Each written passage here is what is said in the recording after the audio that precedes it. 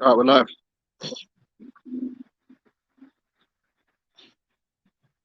Right, shalom, shalom, shalom.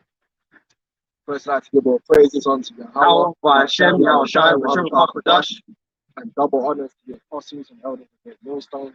And honors to you, brothers out there in the highway, byway, teaching this word in all sincerity and truth.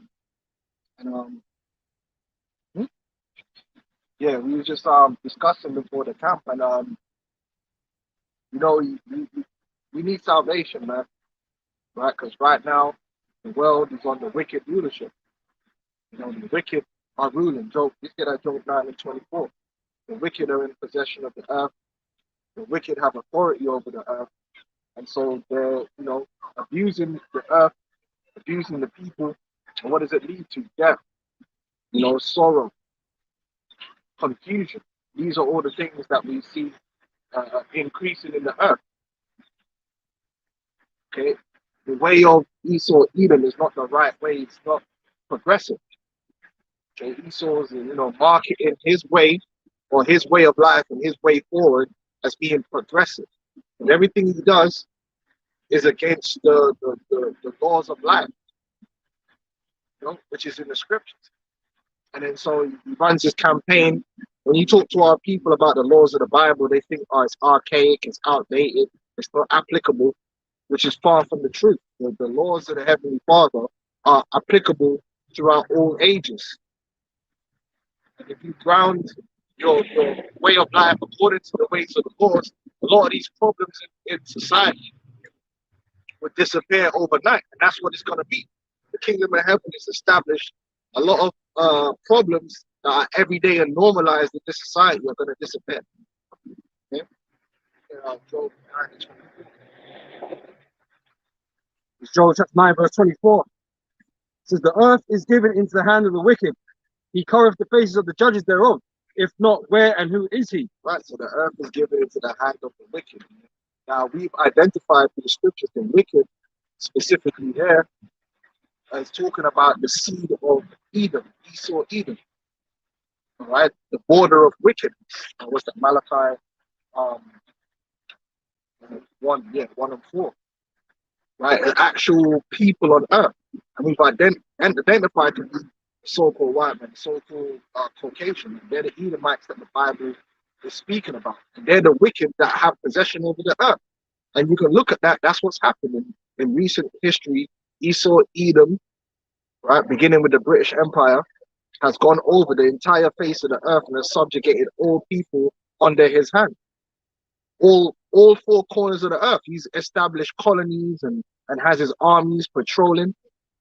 And case on point, you go to so-called Africa, you got South Africa, you got the colonization.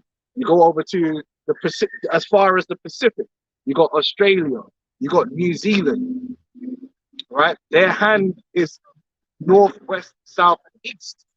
The international community, they control that. Most of the major international seats of power are controlled by Esau Edom, right?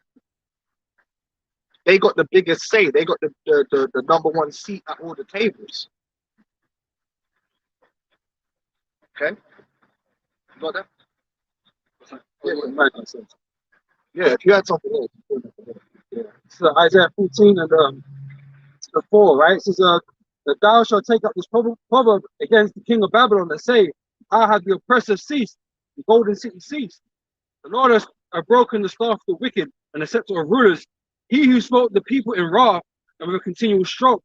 He that ruled the nations in anger is persecuted and none hinder it. Right, because the thing is, right, Esau Edom being the devil that he is, he deals with duality, witchcraft, right? He wears masks. So on one hand, he's really the devil, He really only cares about himself. He's narcissistic in his activities. He has no honor, right? The only thing that he savors or really believes in is his own profit. That's in the book of Malachi. That's the book of Habakkuk, the second chapter. If you can get that, I know you're holding that. Habakkuk, second chapter. This man really only believes in what profits him, how he can gain in any situation. and he will gain at the expense of everything. Nothing else matters as long as he's gaining. Your life don't matter, your children don't matter, the environment don't matter, the Most High don't matter. As long as Esau can get his gratification, he can gain in a situation, Esau gonna do what he got to do. But at the same time, he also wants to be praised. He wants to be looked at as a hero. That's bringing another scripture to the mind. Satan is transformed into an angel of light. Let's get these scriptures. 2 Corinthians chapter 11, verse 14. And no marvel, but Satan himself is transformed into an angel of light. What does that mean? It's like this. You got the Satan is the adversary, right? The adversary is totally against you. The adversary is Satan is supposed to represent evil, wickedness, right? What does it mean to be transformed into an angel of light? Meaning he's gonna come to you like he's doing good for you. He's gonna come to you like he's edifying, like he's somebody you should be listening to, like he cares for you. But then when you really break it down, it's none of the case. That's not the case. And you can look at it. Look at Esau's politicians. Look at the way they operate. Look at the way they speak. If you believe their speech, then you believe they love you, so-called black people. They care about you. They want to do this for you. They want to do that for you. They care about the children. What about the children? These men don't give a damn about the children. They like to pose as saviors. They like to pose as, oh, if you follow me, it's going to be good for you. When realistically, he knows that the methods he's putting in place has got nothing to do with your benefit. He's always got an ulterior motive or some underhanded skullduggery type tactic that's going to end up working against you, but benefiting him and him only. And that's why I say never trust our enemy. Because he'll do all these things. The enemy will do all the things that make it look like he's doing right in the world to just deceive you. Yep. So he can take advantage of you. Like the philanthropist. When you look at all the top Edomite, the devils, if you look in their biographies or their, is that what it's called, about? Or about themselves? Yeah, whatever description it is. Like the Rothschilds are known as philanthropists. If you look at all the top elite Edomite families, they're always looked at as philanthropists. Because they're charitable. When they take way more than they give. It's all ulterior motives, man. Yeah, go on. This is Psalms 55 and 21. The words of his mouth were smoother than butter, but woe was in his heart. His words were softer than oil, yet were they drawn swords. So Esau has the ability to basically just speak sweetly and talk to you nicely and dress himself up, put on a nice suit, kiss the babies, all of that. But really within himself, he's looking at how he can take you down, how he can oppress you, how he can put you down. Exploit you. So he's all talking about he'll have the G7 meeting and go to the UN and we're having a war on poverty and we want to develop this and develop that. And really, when you really break it down and you look at it, it's all a way to benefit him. Right? You got the IMF, the World Bank. On the face of it, what were they created to do? To help underdeveloped countries develop and become better. But then everyone's found out that the IMF, actually, no, that's not their job. Their job is to get these nations in debt so that the IMF and the giant Western corporations can go in and steal all the resources and the productivity of those nations for themselves. That's why nowadays it's been exposed to the point that if the IMF have a meeting in any one of these countries, they got to have armed security outside because the people from the country have now woken up to what's actually going on. They've woken up to what the job of the World Bank actually is, what the job of the IMF actually is, as opposed to what they say it is. And that's the nature of this devil. Yeah? Yeah, okay. Yeah, go on. This is for Saraki or Ecclesiasticus 12 and 15. 16. An enemy speaketh sweetly with his lips, but in his heart he imagineth how to throw thee into a pit. Right. The enemy speaking sweetly. And then so you even have this situation where Esau's good at playing good cop, bad cop, which is a perfect psychological game to play. The police do it all the time. The police that's actually a police method.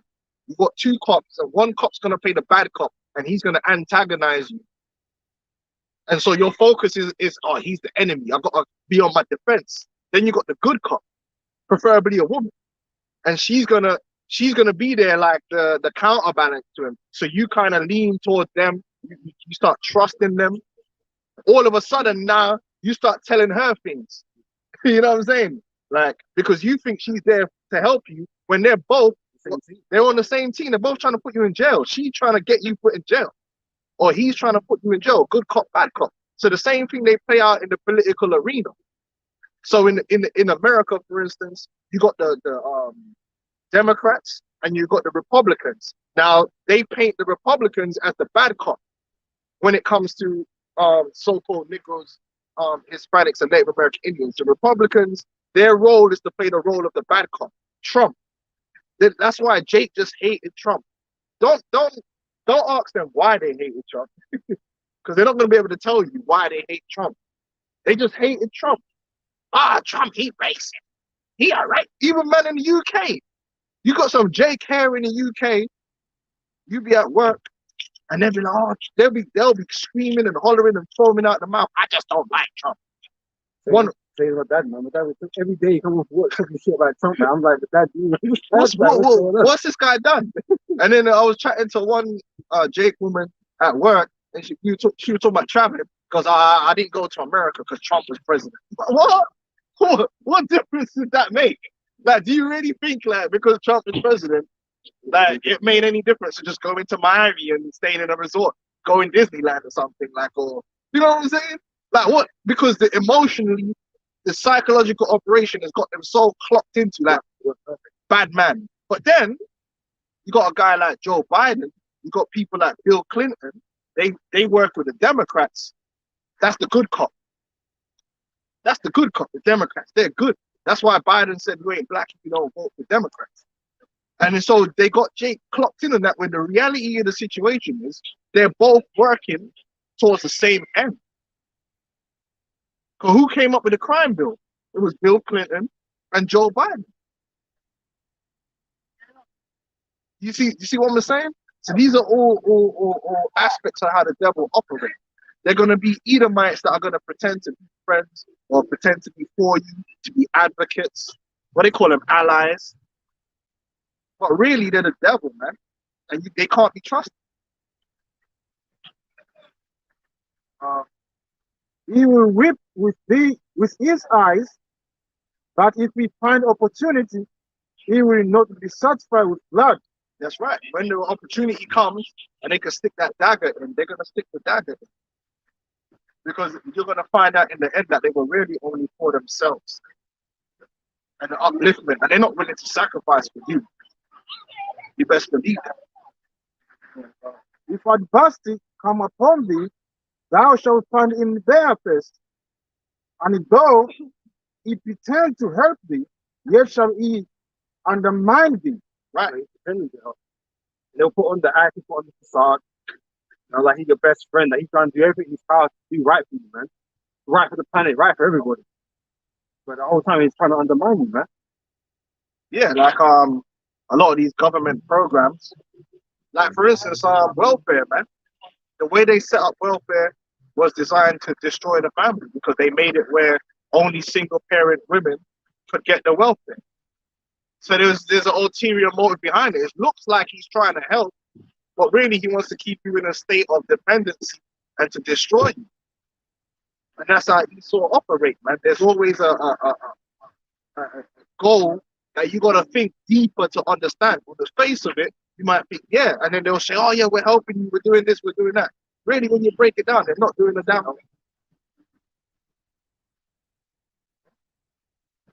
He will shake his head and he clap his hands and he whisper much and change his countenance. Then you're gonna find out the truth behind how you really feel about it, man. Find out he's the enemy. Yeah. They're the devil that the Bible speaks of, man. They're our cold enemy, man. Right? We got Habakkuk. Habakkuk 2 of 4. Behold, his soul which is lifted up is not upright in him. Right, this man's because basically, what's the main character of the Edomite man? Christianity, right? Now, what do they profess in Christianity? Love. They confess that they love their neighbor. Do they not? That's what they confess. Oh, we love everybody. But the Bible tells you that love worketh no ill to his neighbor. So this man has gone around the world professing or painting an image of himself in the movies and in the media as being the loving one, the humanitarian. Like when they show you, for instance, if you look at Marvel, if you look at Marvel, you look at DC, right? They create heroes. The heroes are always on the side of the government. What does Superman represent? He represents the American way. Superman is a super American. And so what do they paint him as? Oh, he don't kill nobody. He just out for justice. He just out for peace. So that puts a psychological thing in your brain, like, okay, this is what this man's really about. Oh, Captain America. Stand up dude. Yeah? He's a straight up standard dude.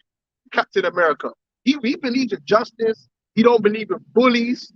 But what's the reality of what Esau has been doing in the earth from the very beginning? Being a bully, being an oppressor, shedding blood, extorting, lying, stealing, small print. You see what I'm saying? Undermining, setting up spies, COINTELPRO. Nothing but subversive tactics. But Superman's not supposed to be about subversive tactics. You understand what I'm saying? So they set up that Christianity. Oh, look, this so-called white man, his name's Jesus, and he died and suffered for everyone. So then you so-called Negroes believe it when they tell you that a whole bunch of Edomites went to war with another bunch of Edomites for you. That's what they want to tell you. They put you in school and they say, yeah, them niggas are down, them white people down south, they were just evil and racist. But the so-called white people up north, they were some good Christian folk. And they went out there and got eviscerated and got chopped to pieces by cannibals because they wanted to free you from slavery. And you Negro, a lot of you Negroes believe it. You believe that bullshit. Right? You believe an Edomite woke up one morning and said, gosh darn it. I don't know what accent. I'm going to use the generic American accent. Gosh darn it, Suzanne, go get me my musket. Because these Negroes down there is suffering. And I need to go free them people. Me and Abe, was it Abe Lincoln? Me and Abe, we gonna go down there and we gonna freeze them black people. Because they's humans too. And you believe that, man? Man trekking through swamps and losing limbs for Negroes? No, the Civil War was nothing to do with the livelihood and the quality of life of so-called Negroes, man. A so-called white man will never in a day in his life sacrifice himself and his life for you. Are you mad? How does that make sense? No. It was all about states' rights. The southern states wanted to be independent and had their own economy that was independent of the northern economy. So Abe Lincoln wanted to get the southern states in order. So he threatened to take away their number one source of production, which is their slaves. They needed slaves on the plantation. So he said, we're going to take away your slaves. We're going to the U.S. government's going to take control of the slaves. And you're going to use them when we want you to use them and how we say you're going to use them. That's why you got employment law. Because now the government sets the standard for the slaves. It had nothing to do with freeing the slaves and giving them a better life. Wake up, man. That's why they promised you Negroes 40 acres and a mule and they never gave it to you. Because it wasn't about you having freedom, socio-economic freedom. It was never about that. And that's why after they won the war, you were still suffering racism in the South and the North to this day. Yeah, as Deontay Wilder would say. Same thing over here in the UK. Oh, yeah, Hitler. If Hitler won the war, we oh we went to war against Hitler to fight racism. Bro, they were throwing bananas at John Barnes, bro. They were throwing bananas at John Barnes. How are they? So these same people that's throwing bananas at John Barnes went in a trench in Belgium somewhere with bunny rats running around the place, getting jungle rot, yeah, for some black people. That's why they went over there. Come on, man. Go on, man. You gotta keep it real, man. Don't let these people fool you, man. Just like they went into Iraq for the Iraqi people. Yeah, sure. Freedom. Uh, but the just shall live by faith. Yea, also, because he transgressed thy one, he is a proud man. He's a proud man, and the Bible tells you that pride is the beginning of sin. Esau Edom is very proud. He ain't humble. He's not meek. He believes that everything belongs to him. He's at the ultimate God complex, the ultimate level of narcissism. He's so narcissistic that he can't even play the role of the devil and be the devil. He also has to be the hero. That's how narcissistic this devil is. That's why you get these devils walking around and they could destroy the whole world and give £1 to charity and walk around like they've done something. Like they're the good people in the earth. Oh, yes. I opened up a soup kitchen. Meanwhile, they're getting paid from a company that's pumping plutonium into man's water or something. These make people to the devil, man. Go on, exactly, that's the word. And the Bible tells you that the congregation of the hypocrites shall burn, man. Because that's all it is. They're a bunch of actors. These Edomites are all actors. Because if they were really if they were really humanitarians, the earth would be ran in a humanitarian form. There wouldn't be all this lip service going on. But then when you look under the hood, it's all bullshit. How long has the music industry been stealing from the artists? And everybody knows and nothing's done about it. They even do, these men are so wicked, they'll do a Netflix program to show you how, yeah, the prison industrial complex. They'll expose it on Netflix. Guess what? Nothing changed. Oh, that's bad. The Edomites are sitting at home. Oh, that's terrible that they do that to black. Hold on, let me just finish my fucking steak. Blood all over. Oh, that's terrible. Hey, Suzanne, it's terrible that they've been arresting them their Negroes like that. Damn, this Netflix documentary exposing that. Change the channel when it's over and watch Avengers. I don't give up. Come on. Yeah, go on, though. Joel 20 verse 5, verse 4. Knowest thou not this of old, since man was a place upon earth, that the triumphing of the wicked is short, and the joy of the hypocrite for a moment. They've been having a good time. Listen, as long as the Edomites making money, they got their gal or their boy, you know how their man deal, right? They don't give a damn about you, Jake, man. All these Edomites care about at the end of the day is uplifting themselves, man. And they will do that at the expense of anyone else and turn a blind eye to anything that's happening. And that's how Esau's system works. It's all about getting to that 100K, 200K job, and they don't give a perk they'll turn a blind eye. They'll know that whatever they're doing is destroying people. They don't care. Cigarette companies, they all knew. They just go along with it. All right, fuck it, man. Listen, I'm on a 200K a year. Like, woo! So that they can get the white picket fence and the Labrador, and they don't care what's going on in the ghettos because they don't have to deal with that. They don't have no ethics. They don't care what's going on in the ghettos. They're going to Starbucks or wherever they're going and they're living their life. The so-called white man has never cared what your life is like in the ghetto. They only care when something from the ghetto affects them. Like a shooting happens in their area, then it's a problem. Other than that, they don't give a damn. They don't have to deal with that. They can go walk in their parks and walk their dogs. They don't care about you. They don't even give you a thought. It's just the truth. They only care about themselves. So, you know. As the book of Ecclesiasticus 14 and the uh, 4.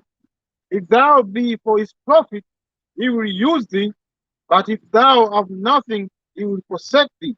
That's it. They can come in and oppress you and use you for some kind of means. Then they can come in and they're gonna smile and they're gonna befriend you, or they might come in through the front door with a shotgun. It depends on how they want to do it, so they can get what they want. These people are not self-sacrificing. If thou have anything, he will live with thee. Yeah, he will make thee bear, and he will not be sorry for it. That's right. You will find a way to translate your wealth and any possessions you have to himself.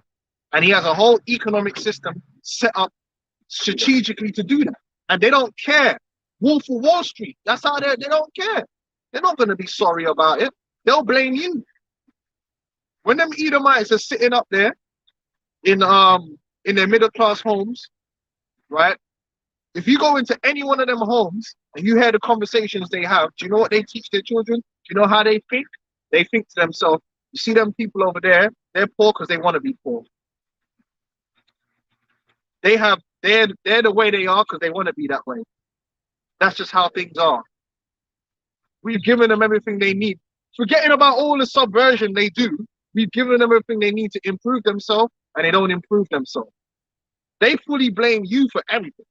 I'm just telling you the truth. That's how Edomites think. I remember I had one Australian girl told me that one time as well when I was working in Primark. I asked her about the Aborigines, and she was like, "Oh, they're criminals." I was like, "What?"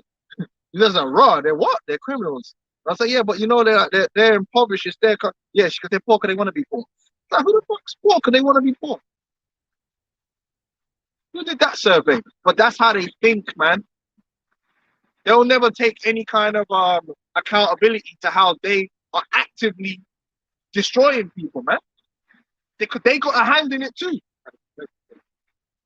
They never take no accountability. What's the CIA been doing? COINTELPRO infiltrating any movement that so-called Negroes, Hispanics, and Native Americans have to destroy it and to subvert it. Go on.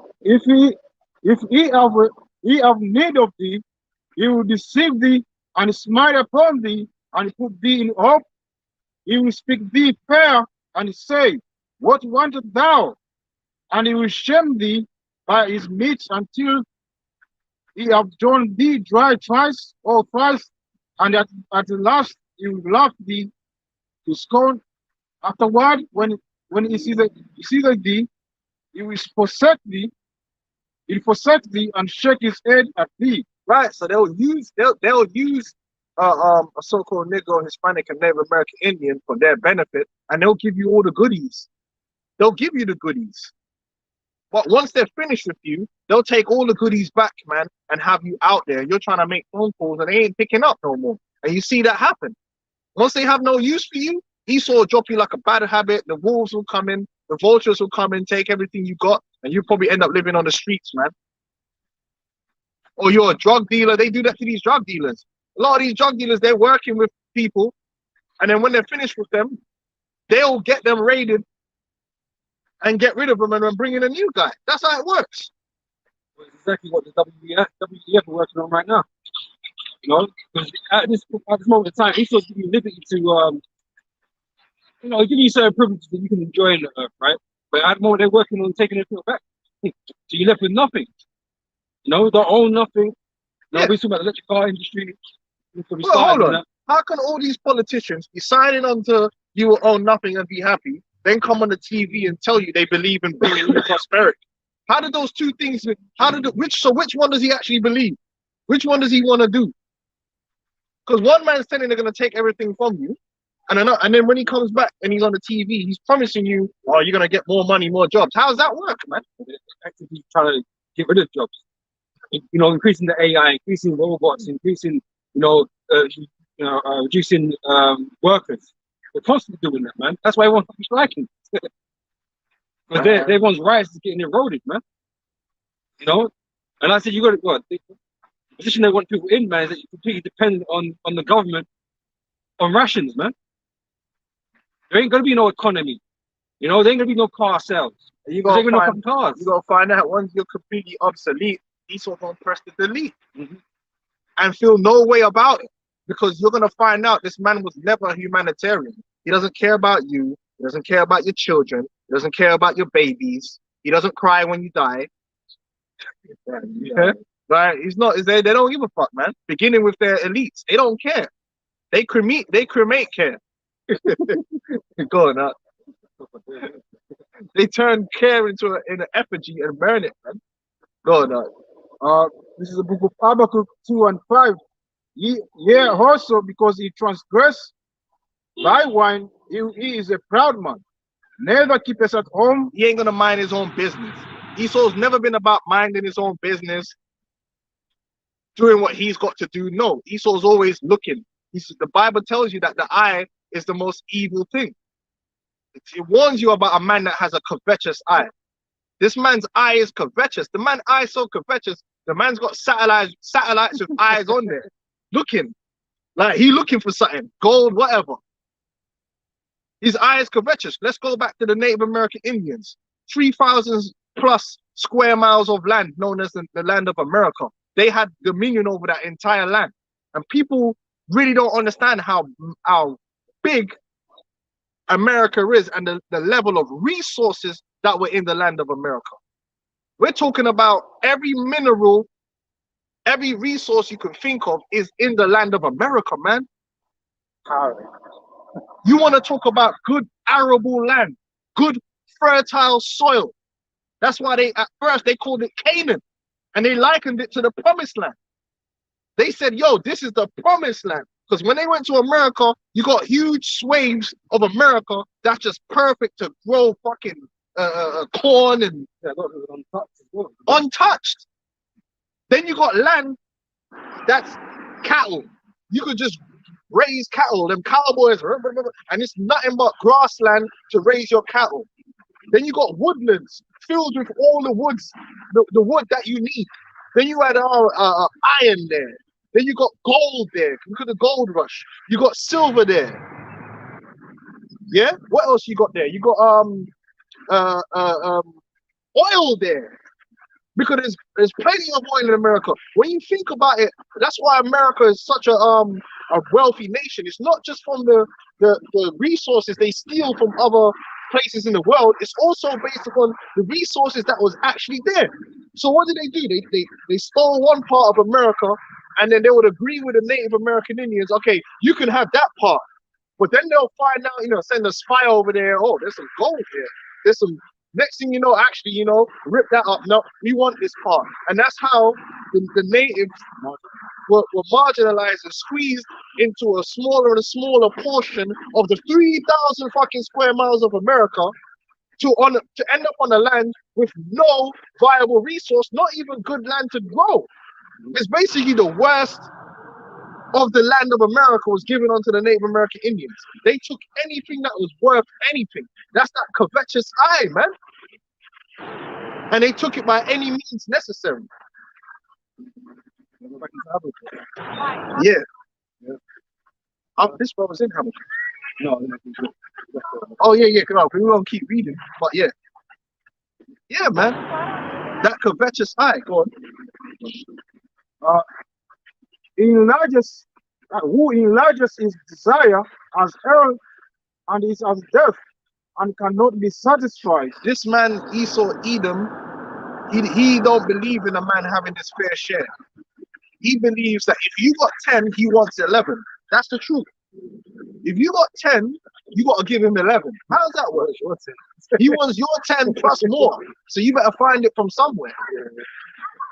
That's why even to this day, Mr. Humanitarian who's changed and he's not what happened with the French? The French, because remember when Esau, and you can go on YouTube and you can look up the colonization of Africa and the world, right? And it's like a virus. It's like man, I'm watching Contagion, or you're watching Last of Us.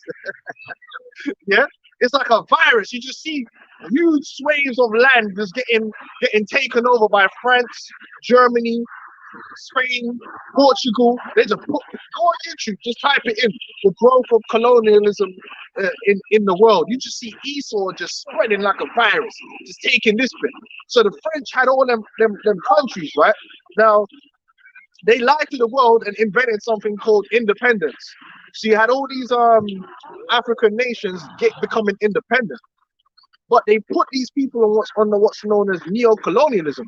So they have to use Esau's money, Esau's franc, which they control to this very day. So they can use they can abuse the resources of these countries, man, and they can't control their own finances to keep them impoverished, right?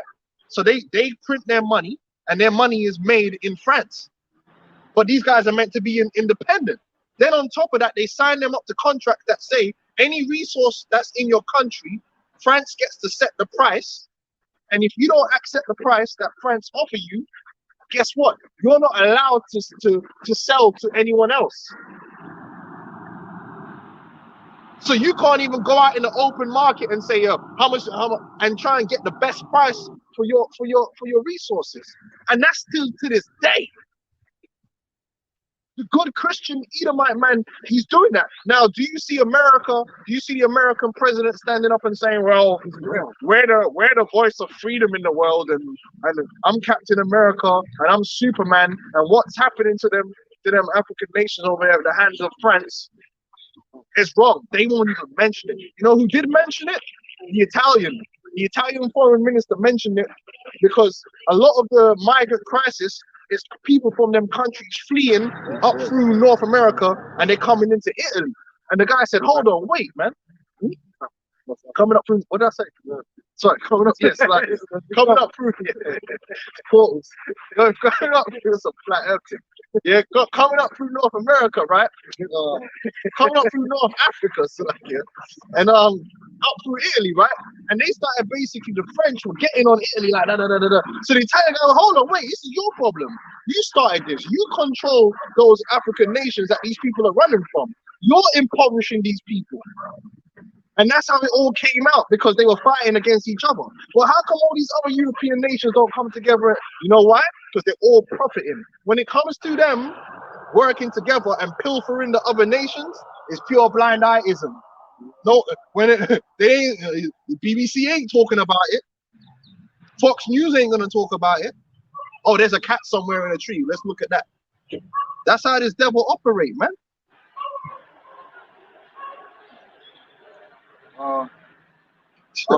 And he cannot be satisfied, but gathereth unto him all nations, and heapeth unto him all people. And that's another thing as well. Esau's always been stealing, man. Like, he's not satisfied with what he's got. He want to take everything that you've got, right? Everybody at one time in America owned gold and silver. The dollars, right? They just, nah, okay, we're not going to do that. No, we're going to take up the gold stand, the silver stand, whatever.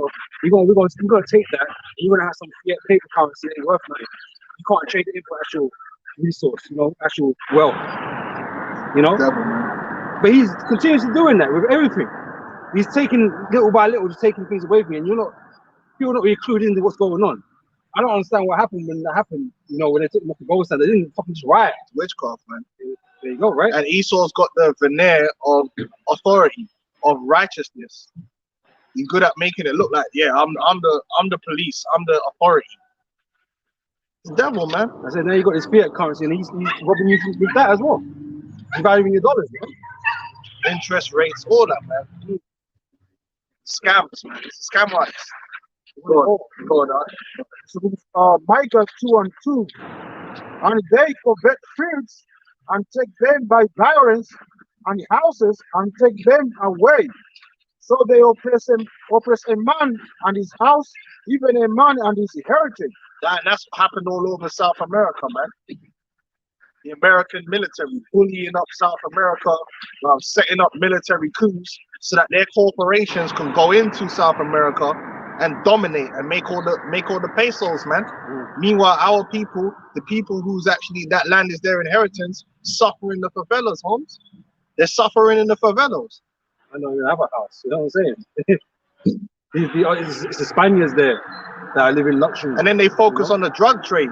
But a big reason why the drug, because another thing need to people realize is when you watch these programs about the drug trade, it ain't the little man that's down there, the little runner, that's making any money, man. When you really break it down, most of them guys that's working for these cartels are making like $1. Like, they're making nothing. When you really break it down, they ain't making money. The guys that's actually making money are the top dudes, which are linked in with the CIA and all that, that's making the millions and billions and rolling like that. The average person that's working in the whole drug economy ain't making nothing. But a lot of times, that's the only way they can make money, because the rest of the economy is shit. Man have to farm the cocaine because the big corporations come in and take them out of the game, and they're running everything. So it's like, Rod, what do we do? Well, we got to farm this cocaine, and even then, the farmers ain't getting paid. The man who's actually growing the cocaine ain't getting, half of them are in slavery down there growing that cocaine. So that Edomites like Joe Biden and it's just the mines, isn't it? You know, lithium mines. Like, who's making most of the money? Apple. You know, with these top tech dudes. Bro, even the mans that's in America selling the drugs ain't making money. Let's keep it real. Only a few men are really making real money. The corner boys ain't really making nothing, man. Them man have to spend the re-up and get fucked up. That's a scam as it is. God, Habakkuk 2 and 6, shall not all this take up a parable against him, and they taunting proverb against him, and say, woe to him that increases that which is not his. Right, they increase that which is not theirs. They have increased by oppressing, right, and destroying the peoples of the earth and taking their resource and their productivity, taking their inheritance, cheap labor. These American companies, they made money off Jake working for cheap. Then they couldn't really pay Jake as cheap as they want to pay. So, or the other Edomites. So what did they do? Mao Zedong. What president was that again? It wasn't Nixon. I forgot what president he was, but China was close to the world. They went over there to China. They made a deal with Mao Zedong so that Mao Zedong would turn his population into go from farmers, because most of them were subsistence farmers that would grow food for themselves, shift them out of the farms into the cities and have them working in sweatshops for nothing. And then all these American companies were like, hold on, so you mean to tell me I gotta pay this goofy ass American fucking $8, $9, $10 an hour, but I can ship my production over to China and pay man like by 50 cents a week, and then bring that back over to America and sell it and make a killing? So they did that. So they basically slave labor, sweatshop labor. They went over the world and did that. And that's why the average American now is catching hell, because before you at least could make some money being the working class, working in a factory, producing goods. They shipped all the production abroad.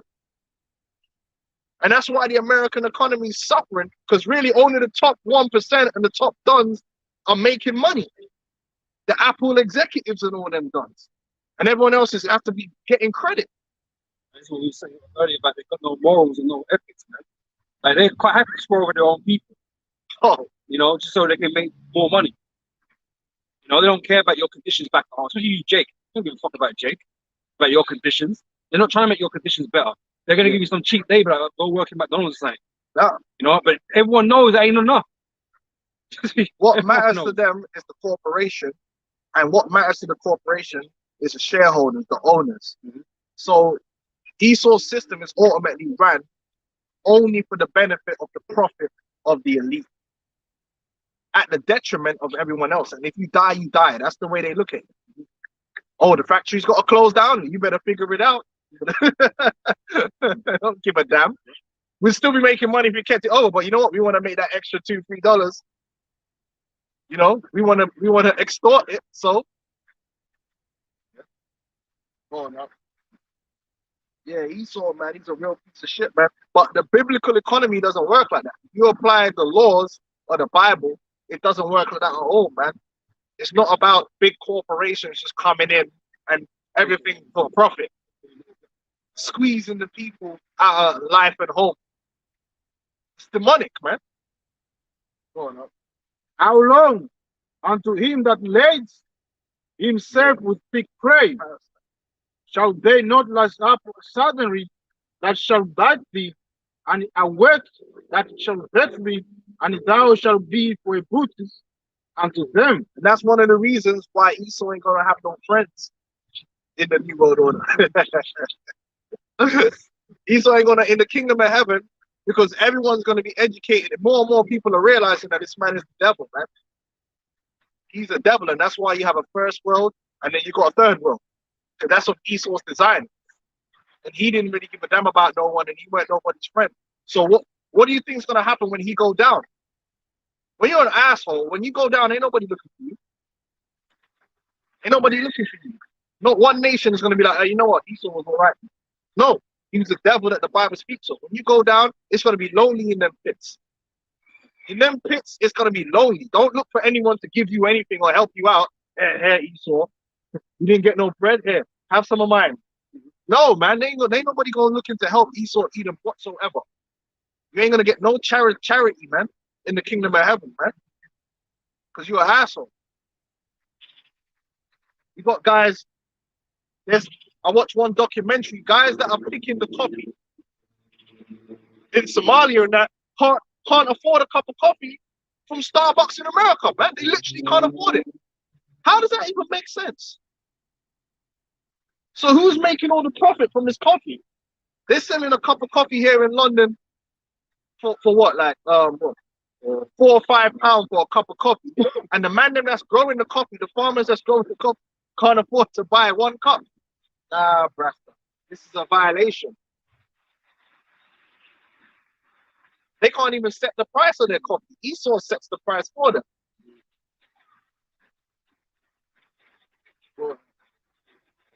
Yeah. Well, and then they make up this fair trade garbage. Esau's the devil. Fair trade. And it's all marketing. Ethical sourcing. Damn bad though. Oh boy, Esau's the devil, man. And then you have some guy feeling good about himself. Yeah, I just bought this coffee. It's fair trade. See, it says so on the look, it says fair trade on there, so it must be fair. Simping it down, and it's just a stamp, man. Esau just stamped it. And the markup on coffee is fucking crazy. The profit on coffee is actually immense. You know, 90%, 95% profits, man. So you know, imagine what these men are getting paid there. ain't a lot at all. Might be more than the situation at the moment with them, but they should be getting paid more for what they're doing. But Esau can exploit that. Yep. You know, so he can play them as little as he wants. You got primary, you got secondary, you got tertiary goods. Esau made sure that in them countries, if they're producing secondary and tertiary goods, he owns the factories. He doesn't want people to be producing goods and having to sell it to him. That's why most of the chocolate isn't made in foreign countries. They ship the cocoa to Europe and make the chocolate in Europe, and that's why you got all over Eastern Europe, you got billionaires that they make chocolate and then sell it back to them guys, man. Esau, I mean, there's a lot of dirty tactics, man, but that's how Esau rolls. It's Isaiah 14:4. So that thou shalt take up this proverb against the king of Babylon and say, have the oppressor ceased, the golden city ceased. The Lord hath broken the staff of the wicked and the scepter of the rulers. He who smote the people in wrath with a continual stroke, he that ruled the nations in anger is persecuted and none hinder it. The whole earth is at rest and is quiet, they break forth into singing. Yea, the fir trees rejoice at thee, and the cedars of Lebanon, saying, since thou art laid down, no further has come up against us. Hell from beneath is moved to meet thee at thy coming, is stirred up the dead for thee, even all the chief ones of the earth. He hath raised up there from their thrones all the kings of the nations. And they shall speak and say unto thee, art thou become weak as we? Art thou become like unto us? Thy pomp is brought down to the grave, the pride, right? And then the noise of thy vows, the worm is spread under thee. Yeah, the celebrations, man. Because that's why America's been one big fucking party. Because they've been celebrating what they've been doing to the earth, doing to the people, man. You don't feel bad. Rejoicing, man. When you go watch that thing, the economic hit, man, and listen to how he was living. And his job was basically to get countries to put themselves in debt. That man had all the yachts and all the pussy a man could wish for. That's how it works, man. Yeah. Verse 12 says, how art thou fallen from heaven, O Lucifer, son of the morning, which is these elites, right? How art thou cut down to the ground, which did weaken the nations? But thou hast said in thy heart, I will ascend into heaven, I will exalt my throne above the stars of God. I will sit upon the mount of the congregation in the sides of the north. I will ascend above the heights of the clouds. I will be like the Most High. I'll be like this guy. He trying to manipulate everything according to his will, man. That's not how it's supposed to be. The earth is supposed to be governed according to the righteousness of Al Shai that created. That's why the Lord provided laws, man. And even the Israelites, when we rule, we're going to rule according to the laws, man. Esau want to rule according to his own wicked, demonic lust. He rules the world according to his lust, man. We're making out as we're going along. You know? Esau just does what he feels like. Do as thou wilt. His thing is, if he could get away with it, do it. Yeah. That's his ideology. If I could do it and get away with it and do some propaganda or some media hit piece and smooth it over and it come out smelling of roses, then why not? As long as I made millions, why fucking not? And that demonic spirit is on everybody now. That's why everybody is basically willing to do whatever it takes to make money. Because that spirit starts from the top and it's trickled on down to the average person in society. They're willing to do any fuckery out there, sell their soul, eat donkey dick. They'll do any form of madness. And you can see it on the TV. You turn the TV on, you see people eating donkey testicles and doing the most wild just to get that fame to make money. They don't care about honor. They don't care about what's right or what's wrong. As long as you make money at the end of it, that's the end all and be all of the situation. The love of money is the root of all evil. But that comes from the top down. Yeah. So Wisdom of Solomon chapter 2 verse 10. Let us oppress the poor righteous man.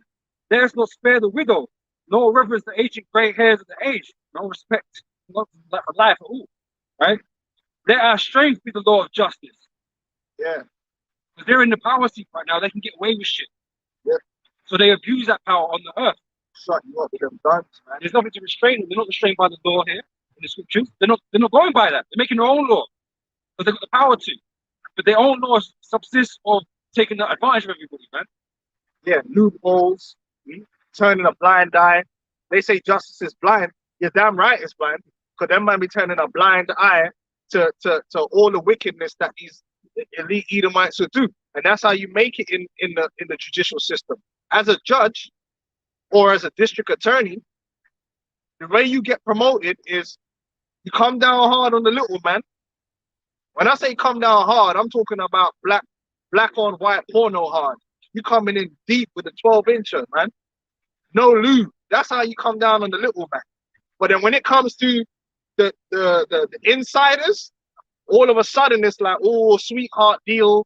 He's a good man. And they showed Dave Chappelle showed you that. Remember that skit Dave Chappelle did, and he kind of reversed the roles. When Esau do something, bear slap on the wrist. Libel scandal and retiring full benefits, man.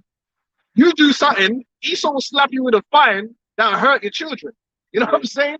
You'll be like hurt. Like, oh, how am I gonna survive?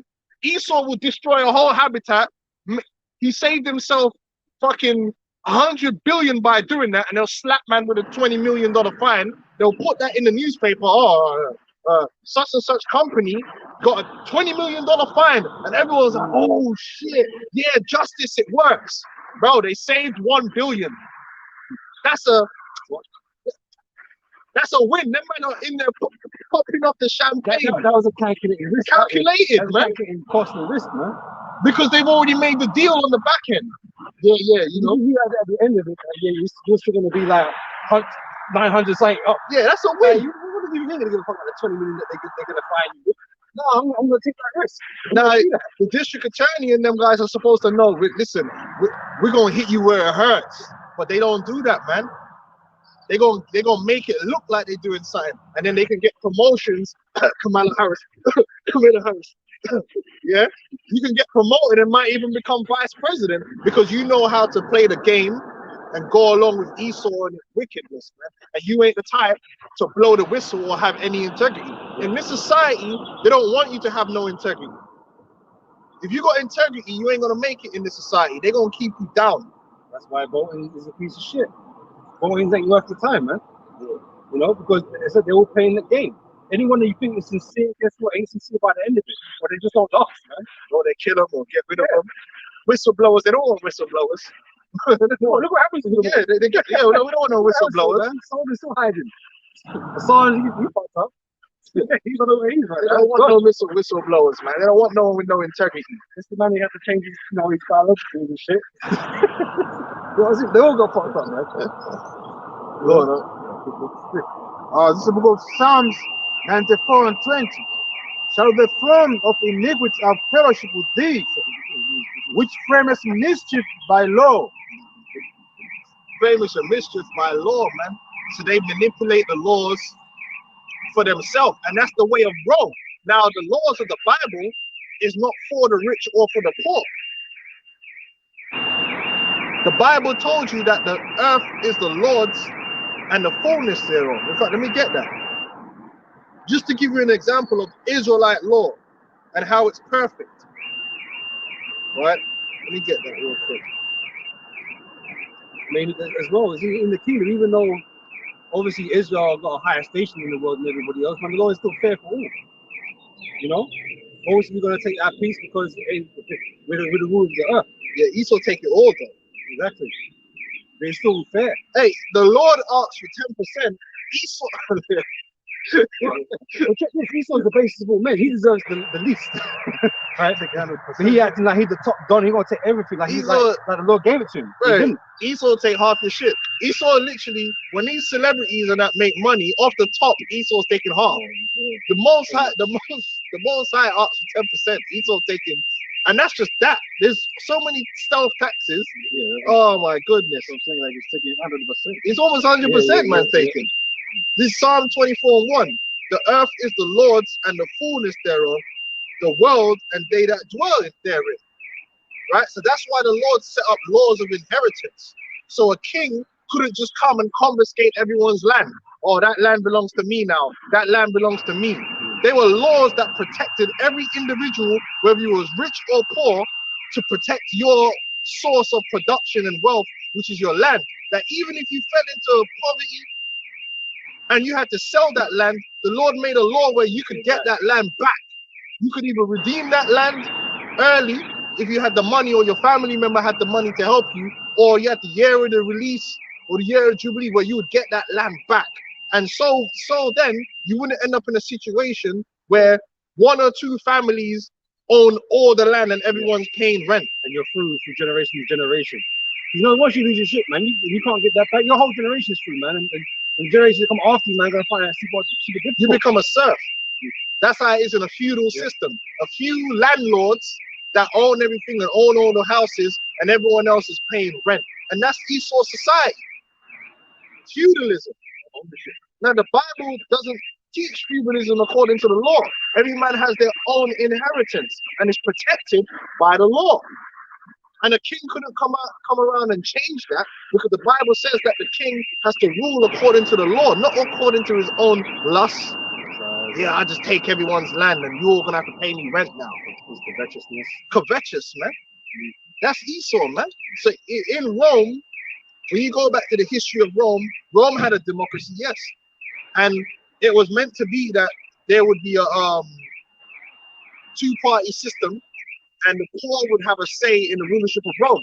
So you had the plebs, which represented the poor people, and then you had the patricians. The patricians were your like noble families. But the reality of Rome was the plebs that represented the poor all sold out, and all the laws of Rome were made in favor of the rich. So that's why Rome ended up collapsing in on itself, because these guys were just parasites.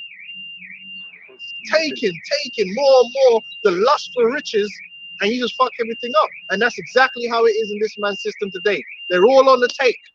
They're all on the take. These politicians, they're all on the take, sucking as much as they can from the people, man. To the point where the host is gonna die. Man, no honor, no integrity. Even in Ahab, I mean, one time he conquered the land of Naboth, vineyard, and then he took it by force, by deceit. And then at the end, the almost said it, he killed him. Okay, exactly. So finishing off this in Wisdom of Solomon 2, verse 11. So let our strength be the law of justice, for that which is feeble is found to be nothing worth. Esau only respects strength, man. He ain't a man that protects the weak. He lies. Oh yeah, we're going into this country because no, man. Esau don't care about the weak. He doesn't respect the weak. He's not that kind of person. He doesn't care about the widow. He doesn't care about the fatherless. He going balls deep in the fatherless. That's what they do. Jerry Sandusky and all these guys, they target children that are fatherless, man, and go balls deep all up inside of them. That's the truth. That's what Sandusky was doing. Oh yeah, I got a program for the underprivileged. Yeah, he had a program, all right. He was running that program up the side of the wall from behind, in the damn showers, and everybody knew about it. Oh yeah, he was giving them some assistance. Yeah, damn devils, man.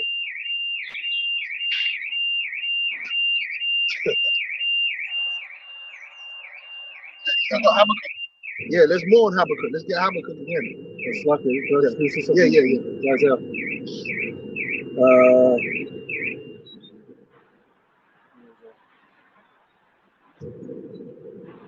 It's Isaiah 14:15 says, "Yet thou shalt be brought down to hell, to the sides of the pit.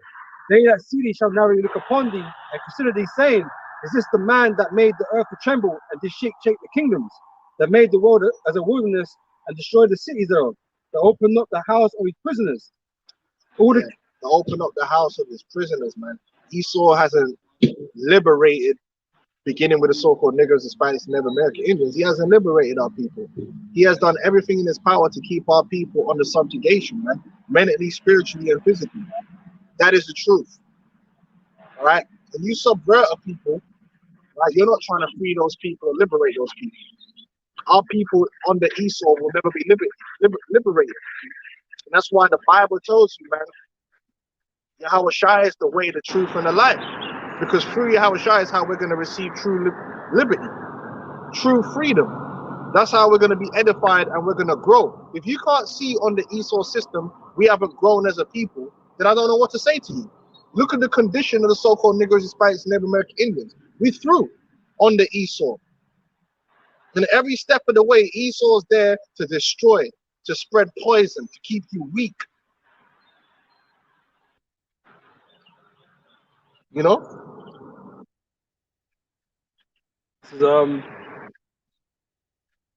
All the kings of the nations, all of them lie in glory, everyone in his own house. But thou art cast out of thy grave like an abominable branch, and as the raiment of those that are slain, thrust through with a sword that go down to the stones of the pit, as a carcass trodden under feet. That's going into how Esau, Edom, when all this is said and done, all the nations are going to be punished for their transgressions against us and the Most High and the holy angels. But then they're gonna receive their lands according to their inheritance, but they're gonna have to pay the tithes.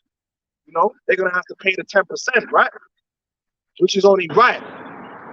But Esau ain't gonna be paying nothing because he's gonna be dead. He's not gonna receive no inheritance in the earth.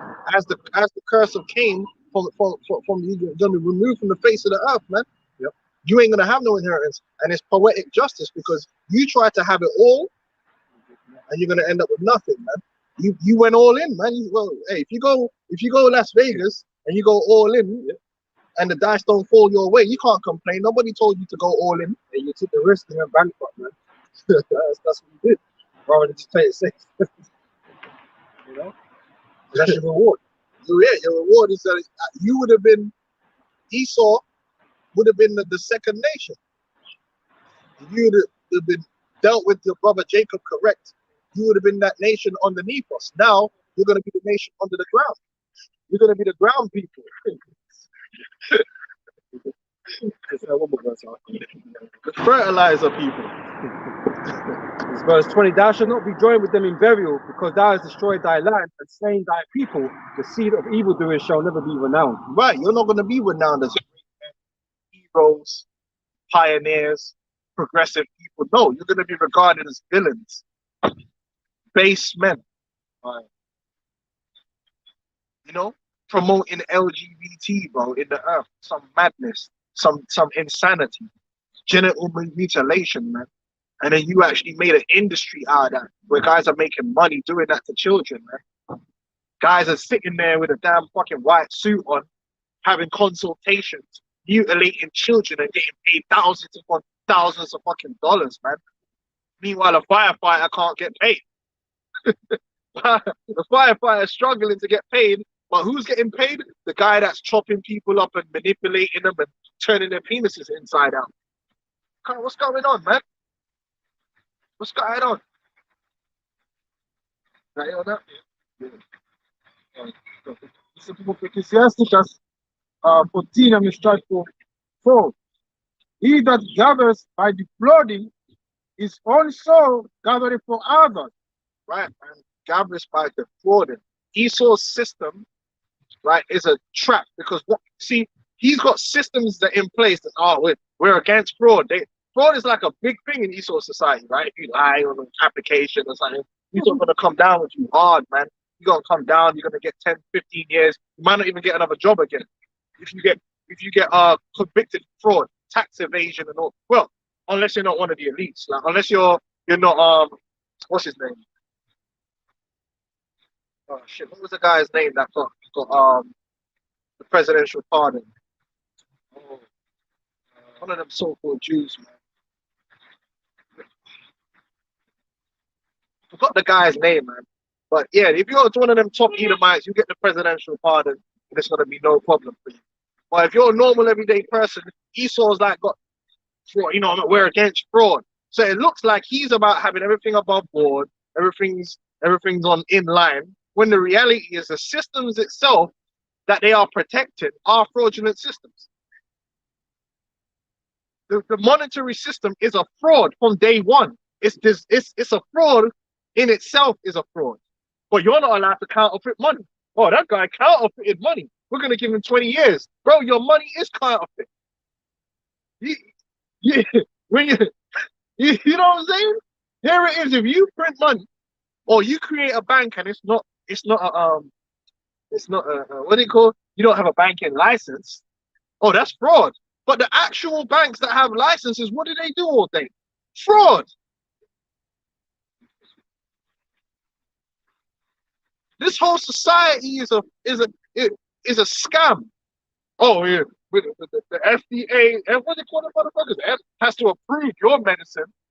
Then you find out that the pharmaceutical companies are paying off the FDA. It's all part of the scam. FDA approved. It's no different to the fucking fair trade bullshit. It's all BS, man. It's all a fraud, man. And they gaining money from that. Nah, it's Mark Rich. That's it. Mark Rich, man. He got a presidential pardon for doing the biggest tax evasion fraud in American history. And I think it was Bill Clinton gave him a presidential pardon on his last day in office, while he was on the run in Europe with one of his rich friends.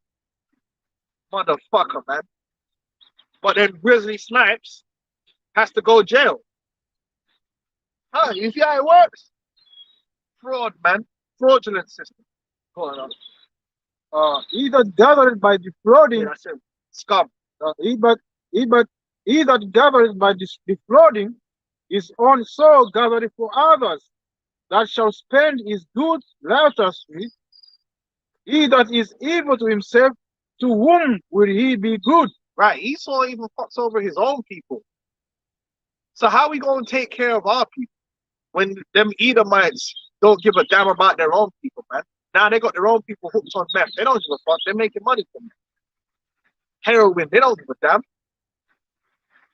So how does he care about you? That's why we need to be saved, man, because it's not a good position to have your enemy, to be in your enemy's hands. It never has been throughout history. You don't want to be in your enemy's hands. You want to get away from the enemy. That only makes sense. But a lot of our people they can't grasp that notion that this man is the enemy and the goal is to get out of his hand. Because this man wanted to put poison in your children. The man came on TV with a straight face here in the UK and said all the children in school need to get the thing. And now it's coming out that they're saying, oh, well, you know, wait, hold on. That means you tried to kill my children. What the fuck? Hey, yo, this is madness, man. This man, he wanted every school child to get the thing, man. Whoa. And they were getting what, £16 a pop? Them pharmaceutical companies were earning £16 a pop for something that they had no liability to. £16. Think about it. You're getting £16. Most of that's pure profit. You didn't have to do no proper research because you know you didn't do no long-term study on it. Yeah, it can kill who it wants to kill. No one can sue you, so there's nothing on the back end for you to suffer. £16 each one, and then you're saying man need a booster on top of that, bro. Bro, them man were making peace. That's why the stock price went up. Goodness gracious, man. I wish I had a product I can make everybody take. Imagine if you had a product you could make everybody take. No liability, doesn't even have to work.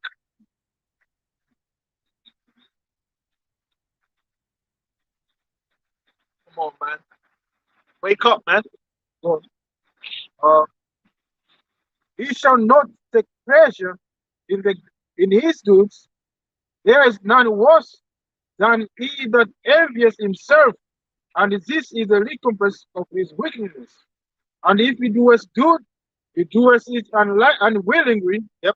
And at the last, he will declare his wickedness. Right. If they do any good, you don't really want to do that. It's a means to an end. He'll do you good to gain your trust, turn around and give it to you on the back end. You got to keep that appearance, man, keep that balance going, so you can keep the life, keep going on with the life. You know, just to extend the life. That's what it is. You know, because he needs to keep it running. So you might do a little thing here and there, make it look like you're doing something good for change. But ultimately, it's still there to destroy you, man. You know, to put you in that full sense of security. Right, but like all these welfare stimulus things, it's just the hooky one to get you ready for the UBI. So they can sell the UBI like, oh, we're trying to help you. We're going to give you universal basic income. When really what it is a control mechanism to put you in slavery. That's how the devil operates. It's like pedophiles, man. That's like, I'm not threatening. Here's a lollipop. You know what I'm saying? That's what he was doing. Oh, you know, man. I'm not a snake. I ain't gonna bite you. Yep. But he's gonna bite you, man. Right.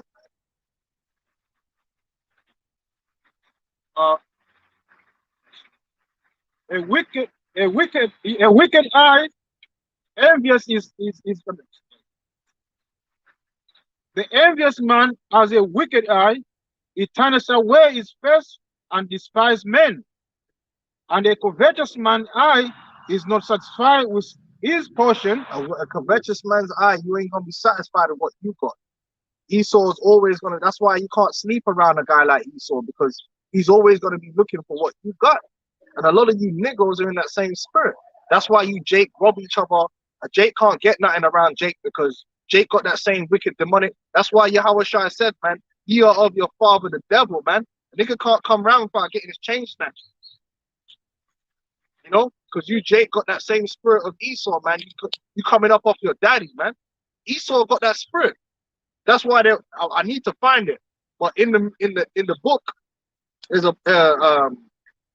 in the book, Bury My Heart at Wounded Knee, there's a section where the tribes tried to send each other messengers. Because Esau was coming to the end. He tried to send a message. And they said, listen, if you got any pearls or gold and silver, when this guy comes round, hide it. Because if he finds out that you got that shit and that shit is available, it's a wrap for you. Tom Lumbers and them guys weren't playing. He cut, oh shit, oh that man I got the good over here. They got all this gold. You see what they did in Puerto Rico? They said, shit, man, there's gold here. You know what? You give me that what you got right there. Give me that. And furthermore to that, wherever you're getting that shit from, you need to go out there and get that. And if you can't come back with enough that I'm satisfied, hey, your hands are coming off. Your children's hands are coming off. Nigga, what? This man was actually doing that, man. Oh boy, Terrible. Sirach 10 and 1. A wise judge will instruct his people, and the government of a prudent man is well ordered. As the judge of the people is himself, so are his officers. Right? And the problem is we've got the devil in rulership right now. The ruler is the devil, or is the devil. Right?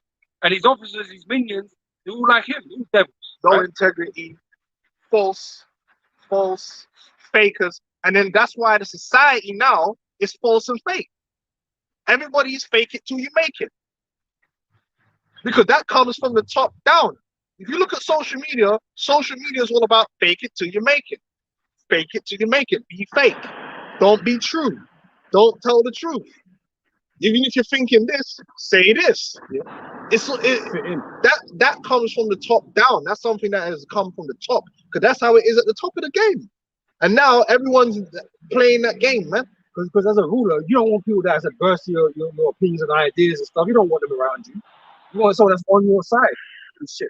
And that's what that was a big problem back in the day when we had kings in Israel, right? Wouldn't listen to the prophets because they would be adverse to what the king was doing.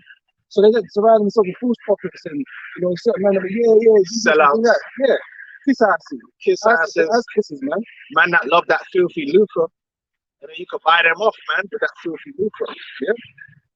So as the judge of the people is himself, so are his officers. And what manner of man the ruler of the sea is, again, the devil, right?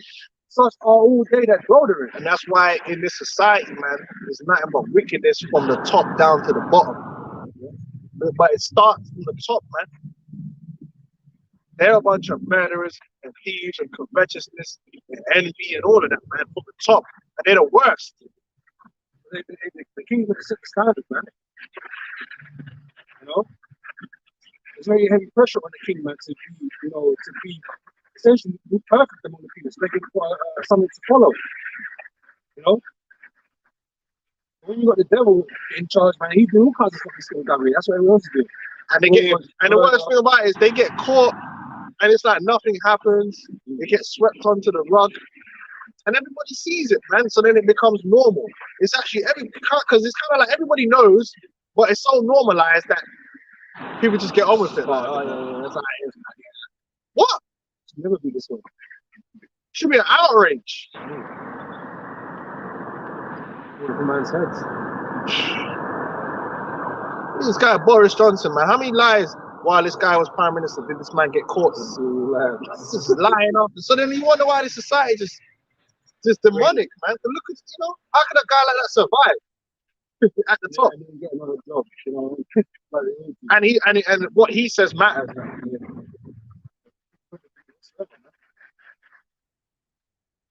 A covetous man's eyes is not satisfied with his portion, and the iniquity of the wicked dries up his soul. A wicked eyes envious his bread, and he is niggard at his table. A niggard is basically what's it called? What's the other word for a niggard? Stingy. A niggard is basically someone that don't like to give. Like Ebenezer Scrooge. Yeah? Because really, when you really break it down in the spirit of righteousness, if the Lord make you rich, it's to help the poor. Now, don't get it twisted. That doesn't mean you're going to give away everything you've got. But you are supposed to help the poor, because that's why the Lord blessed you to be in that position. Like if you're a brother and you have more, you're supposed to help your brother that's got less. That's why the Bible says you ain't supposed to despise your brother when he come to you for help. You're supposed to give him liberally. And don't worry about if you're going to get it back or not. Because the Lord has blessed you for that purpose. But Esau, if people really understand the wealth that these top Edomites have amassed, 1% of the population has 99% of the wealth. Their wealth is beyond this. Fuck Andrew Tate. They got the unlimited. If they wanted to, they could pay off all the debts, zero out this thing. No. But they don't, man. They make it look like there's not enough of this and not enough of that. Tax your ass to all hell. Give you a credit card with a 39.9% APR. Meanwhile, they're getting 0% loans straight from the central bank. What? What? Who needs it for? Zuckerberg, when he bought his house after the IPO, he got a 0.1% loan from the bank to pay for his mansion. Why can't we get that? Why is our mortgages on a mad thing, man? See, when you work it out, right? If you get a mortgage, you could end up paying back like 2-3 houses are paying off your mortgage. By the time you got to the end of that mortgage, your house better be worth more than $1 million if you bought it for like 200 grand. It's mad. It's fucking so, man. It's from Habakkuk 2, this verse 9, though, right? It says, woe to him that converteth and even conversions to his house, that he may set his nest on high.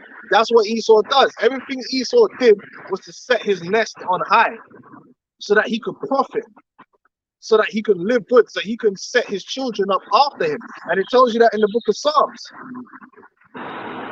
They take that money, they invest it in their children, and their children can have the good education, everything that they need. That's why they're not in trouble with them. Then that's why they're not in trouble. They want to start a business, they got daddy's money, they got mommy's money. Oh, don't worry if the business goes belly up, they got you. That's how these majority of these Edomites live. They got a safety blanket behind them. And that safety blanket is provided by the wickedness of their forefathers, man. They don't live like that. You can't rely on your mother and your father to always be bailing you out. We call generational wealth. Yeah, they got generational wealth. They built up through slavery and the Industrial Revolution and all these different things, man. These big, massive CEOs and executives of these companies that's been fleecing the world, they're making millions. And there ain't no one or two of them. There's whole fucking European countries filled with millionaires. There's one place in Europe, I believe it's a town, and basically their tax is so minimal because everyone that lives there are fucking multi-millionaires. So they don't even bother doing no 40% tax or nothing like that because there's no need for it. They literally tax like 1% and they got more than enough money to manage that whole area. And it's just millionaires that live there. And guess what? You would have never heard of a single one of them. Because when it comes to Edomites, they've got millionaires and billionaires you've never heard of. Whereas among Jake, you don't know you heard of the guy because there ain't that many of them. Esau's got wealth out here, man.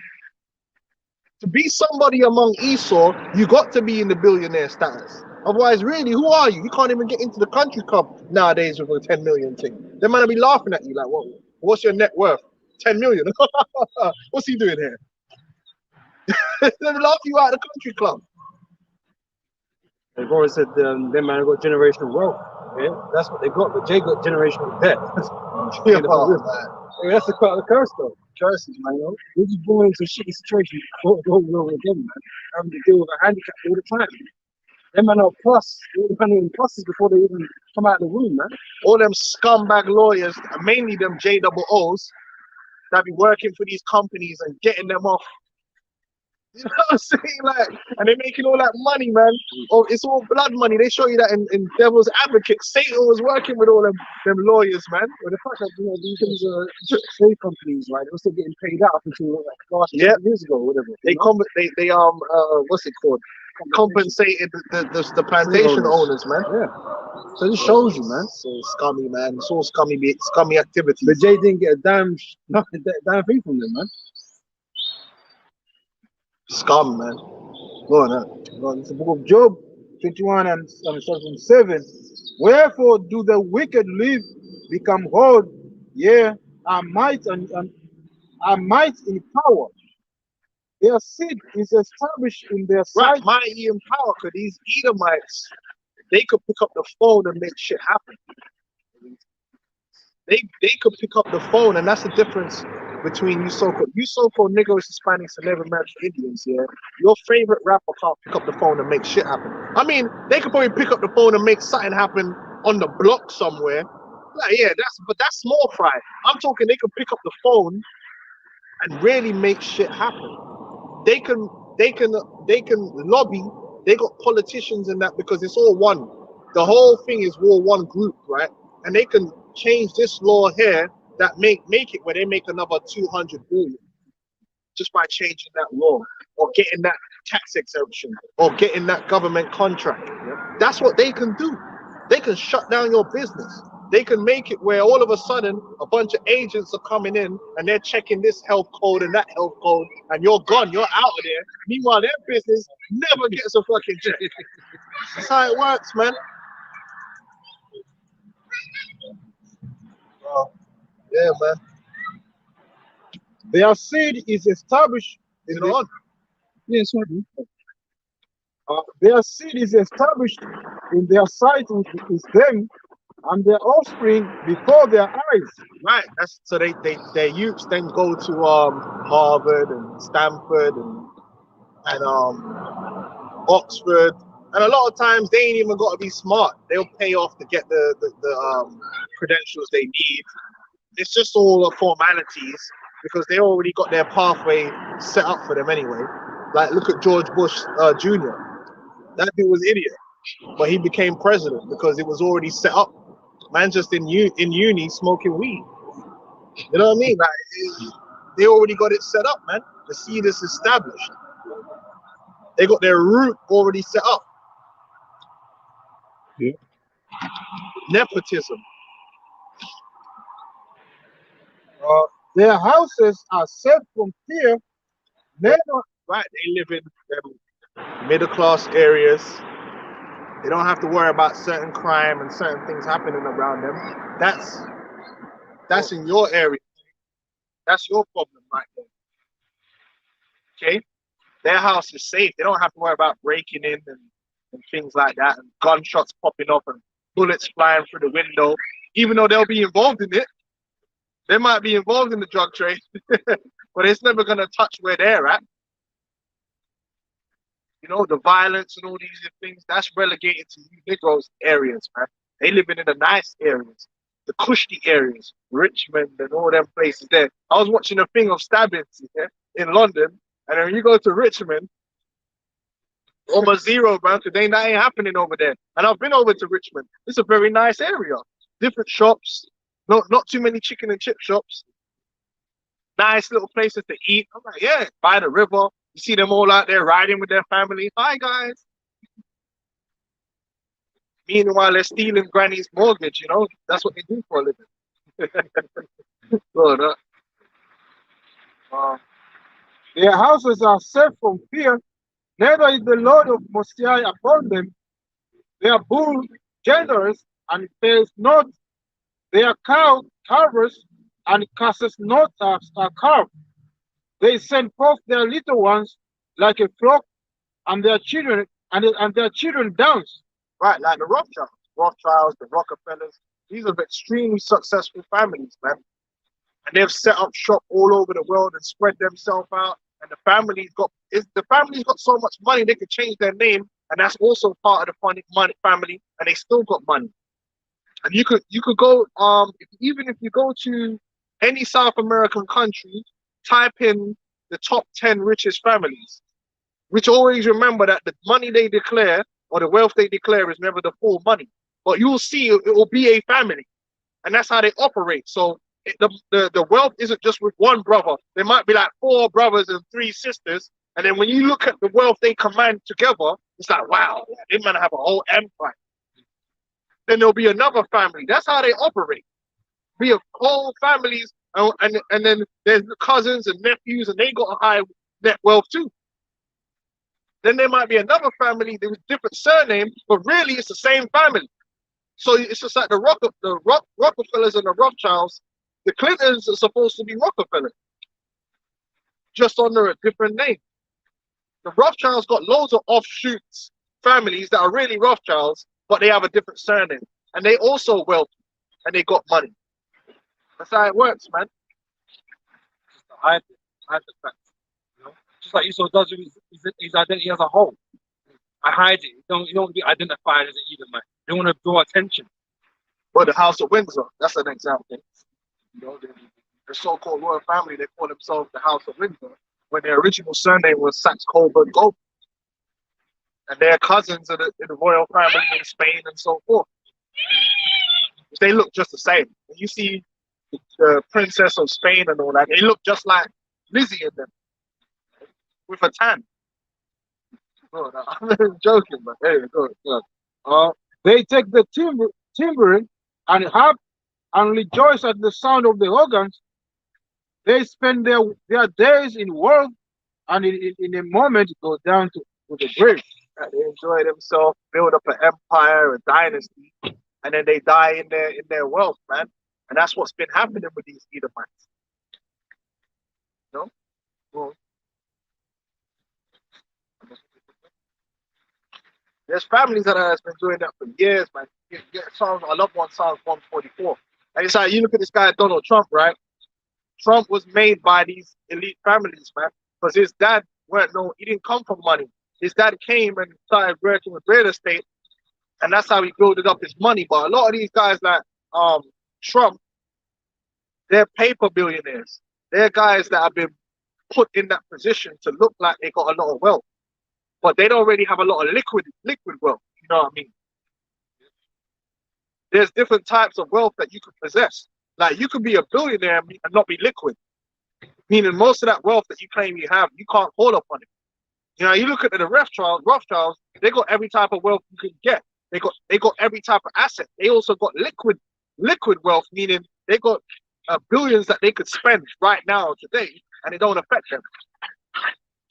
Like you get this guy Elon Musk, right? The richest man in the world. No, he's not. He owns a bunch of Tesla stocks and stocks in companies, and he can't sell all those stocks. He can't call upon it. He's a paper billionaire. You can easily sell. You can't sell it.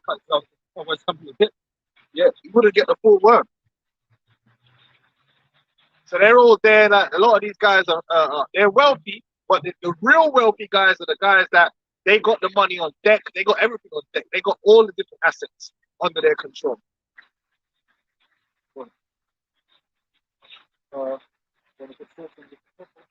Yeah. Just start from.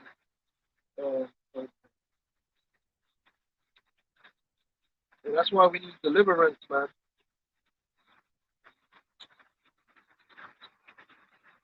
Verse 11. Start from verse 11. This is book Psalms 144 and 11. Lead me and deliver me from the hand of the strange children. That's why we come out, and a part of our gospel, yes, it's not generic. It's not something that's up in the air. We're going to say blatantly, our gospel is that Yahweh Shai HaMashiach, the Messiah, deliver us from the hand of the strange children, which right now represents the so-called white man, Edom. Now, in the churches, they're not gonna call it out, because whenever you talk about salvation in these so-called churches, it's something which is like theoretical. Now, what are they actually being saved from? They'll just say sin, but really, when you go into the scriptures, the salvation is also about being delivered from a particular person. Because even when you go into Luke, what does it say? To be delivered from the hand of them that hate us, right? But that aspect is not spoken about. When you go into these black churches and they're in church on Sunday, they don't have anyone that they're identifying that they're asking to be saved from. They don't identify no one. It's all, I'm a sinner, I'm gonna be saved. Yeah. It's all metaphysicals, yeah. That's why it sounds so crazy that we're coming out, we're pointing the finger, we're saying, listen, we're trying to be saved from him. We're trying to be saved from him, and him. These Edomites, the so-called white man. We need to be saved from them. And then that's why we're getting the kickback vocab, and them man don't like it, but we got to say it as it is. We want to be delivered from strange children, because you Edomites are strange and you're not for us, man. And as long as we're under your hand, things are always going to be terrible. We're teaching our children about Batty Man in school now in the UK. That's why we're having protests now because they want to teach 4 and 5-year-olds insanity. They want to teach them about 2 men and 2 women. For what reason? That's insanity. What do they need to know about that for? 2 men rolling around together talking about you in a relationship, man. Fire for that, man. But then if you ain't got the money, you can't homeschool your children. In order to homeschool, you need to basically have one person earning a living and the other person is doing the homeschooling. But Esau set up the economy where you really need both parents working, unless you're one of the man could go out and get a 100K job or 150K job, which ain't easy to come by. So you're almost forced to put your children in these schools, and they're going to indoctrinate your children in a way which is not good. Yeah, it's from Luke chapter 4, verse 18. For he that brought these plagues upon you, meaning Israel, right? It's the Lord, he brought plagues upon us, right? Judgment, right? It says, will deliver you from the hands of your enemies. Go your way, O my children, go your way, for I am left desolate. I have put off the clothing of peace, and put on me the sackcloth of my prayer. I will cry unto the everlasting in my days. Be of good cheer, O my children, cry unto the Lord, and he will deliver you from the power and hand of the enemies. For my hope is in the everlasting, that he will save you. Salvation, right? And joy has come unto me from the Holy One, because of the mercy which shall soon come unto you from the everlasting, our Savior. Right, it's the mercy of the Lord to deliver us out of the hand of this devil, man. Esau, Edom, so-called white man, the wicked that the Bible speaks of, man. And it's not crazy, it's just true. We blatantly need delivering from this man, because there ain't no escape. Yeah, oh, I want to go to Jamaica. Guess what? You're still under this man's hand. You want to build a house in Jamaica. This man runs Jamaica. There, a big controversy came out the other day because you had a so-called Moabite-looking woman, which, you know, she could be a Moabite. She might be I don't know. But she was Moabite Chinese, right? Obviously, she speaks Yard because she's from Jamaica. And she came out and said, basically, look, man, Jamaica is not an African country, or it's not a black country. It's a country like, if you got a citizenship and you got a passport, you're a Jamaican. Well, she was right on that. And all these Benjaminites got butthurt. Oh, no, it's a black country. No, it's not, man. I'm here to tell you, as an honorary member of the tribe of Benjamin, that Moabite was correct. Because Jamaica's a slave. What is Jamaica? Let's break it down. Jamaica was a slave colony. Now, before that, you did have the Arawaks or Taínos or whatever that was living there. But what you know is Jamaica today is a slave colony. You Negroes were put there to be workers and slaves. You were on plantations. Esau subjugated everyone that was on the island, was subjugated. Now that corporation that was created, everyone that was from there was technically a Jamaican, even the so-called white man. When they gave Jamaica its independence, you're not any less. You didn't, because they didn't give Jamaica independence to be a black nation. That's what you thought. Jamaica is for Jamaicans, but there are Edomites there that were Jamaicans. Just as Jamaican as anyone else, if you want to put it that way. Just like, yeah, there was foreigners there. So this Chinese, so-called Chinese lady is right. She got a right to call herself Jamaican, because Jamaican is just a made-up thing. And who made it up? You didn't make it. They made it. And they still own and control it. It's just like being a West Indian. If you go and watch them old World War II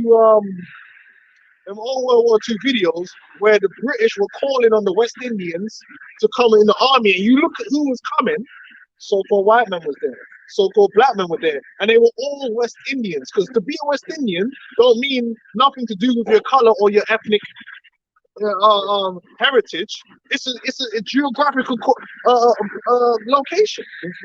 Esau named you. Esau named it. And Indian means savage in his terms. He named you that. He gave you the name. He gave you the identity of that. You know? So she's right. If you got a Jamaican passport, You're fucking Jamaican, right? That's why we're not fighting to be no Jamaicans. But that's bullshit. Jamaica's a slave colony, and it's still a slave colony to this fucking day. You don't have no freedom from Esau. Esau run Jamaica. That's just the truth, man. But Jake wanna feel like they have some kind of independence. You're not fucking independent, man. You don't run shit. You ain't got the military to do that. And that's the cold truth of the matter. And if they wanted to, they could ship you out and put a bunch of Chinese people there, and they'll be the new Jamaicans, and that'll be it. They'll have the passport and the citizenship. So it's all bullshit, man. That's why we're fighting for the land of Benjamin. The faith is that we receive an inheritance onto our seed, not for no these falsehoods, man. Verse 23 says, "For I send you out with mourning and weeping, but God will give you to me again with joy and gladness forever." We're going to return back to the land of Israel, man. Okay, and everything blessed, right? And be Israelites, man, and have an Israelite nation. This idea of being black and being African and all this bullshit is bullshit, man. It says, like as now the neighbors of Zion have seen your captivity, so shall they shortly see your salvation from our God, which shall come upon you with great glory and the brightness of the everlasting. Because you're going to be delivered in a spectacular fashion, man. I notice it said the brightness. What does it say about Yahweh Shai? It speaks about the brightness of his coming. So that shows you that Baruch was prophesying of the Messiah's salvation. And what does it say here? The people that saw your captivity are going to see your salvation. So yes, this thing is about being delivered from the people that we are among, and yes, we are in their hands. Because all them politicians down, let's say you're in Jamaica and you think, oh, you're independent. All them politicians in Jamaica, right? They're not ruled by the Jamaican people. They're ruled by the international bankers and the corporate interests, right, that they have to serve. They're more scared of them than they are of the Jamaican people. And that's the truth. They're just puppets, man. And they're there to manage the Jamaican slave colony so that these Edomites can have somewhere to go on holiday. I just come back from Jamaica. It's lovely down there, isn't it? It's lovely. I just come back from Barbados. You know you're in there. But I've been to Barbados. It's lovely. It's lovely there, isn't it? Lovely weather. Verse 25, "My children, suffer patiently the wrath that has come upon you from God, for thine enemy hath persecuted thee. So surely thou shalt see his destruction and shalt tread upon his neck." There is the patience and the faith. And it said tread upon his neck, meaning we're going to actively have a role in the retribution. Yeah? Because the Lord is going to deliver our enemies into our hands, meaning they're going to be under our power. And that's what we're looking for. We're looking to have Esau, Edom under our power, under our authority, under our say-so. Where we can tell him, move left, move right, go up, go down. Yeah? You can't do that now because we're not in our power. So to say the curse, we have no might in our hands. You got no might, man. You can't tell Esau what to do. You got to go to Esau and beg Esau, man. Esau ain't begging nobody. If America or any one of these let's say one of these big massive corporations went over there to Jamaica and just disrespected, yeah, what do you think the Jamaican government could do about it? They're gonna do shit, man. They're gonna find a way to do something without doing something. That's it's called saving face. Now let any of these so-called niggas from Jamaica go violate up in the American government and see if they don't send them down into Jamaica, and the Jamaican fucking man will have to be down with it. They go to extradite you and blow you to 1,000,000 pieces, man. Or take you back to America and bury you in a fucking hole. Because Esau gonna get what he wants. So we're not in our power. But when we are in our power, we're going to get that sweet revenge, man. That comes with liberty and freedom. Yeah, go on, man. That was a good scripture, bro.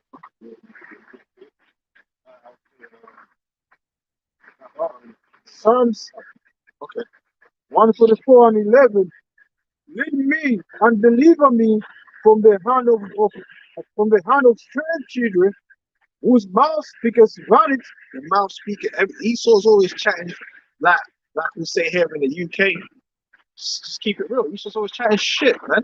You turn on the TV, he's chatting shit, chatting vanity, foolishness, lies, deception, man. It's disgusting. It's just it's foul. All you gotta do is turn on the TV, nothing but lies, misdirection, vanity. The man ain't true. All pre-prescribed speeches, man. Fucking oh yeah, I was reading off the teleprompter, man.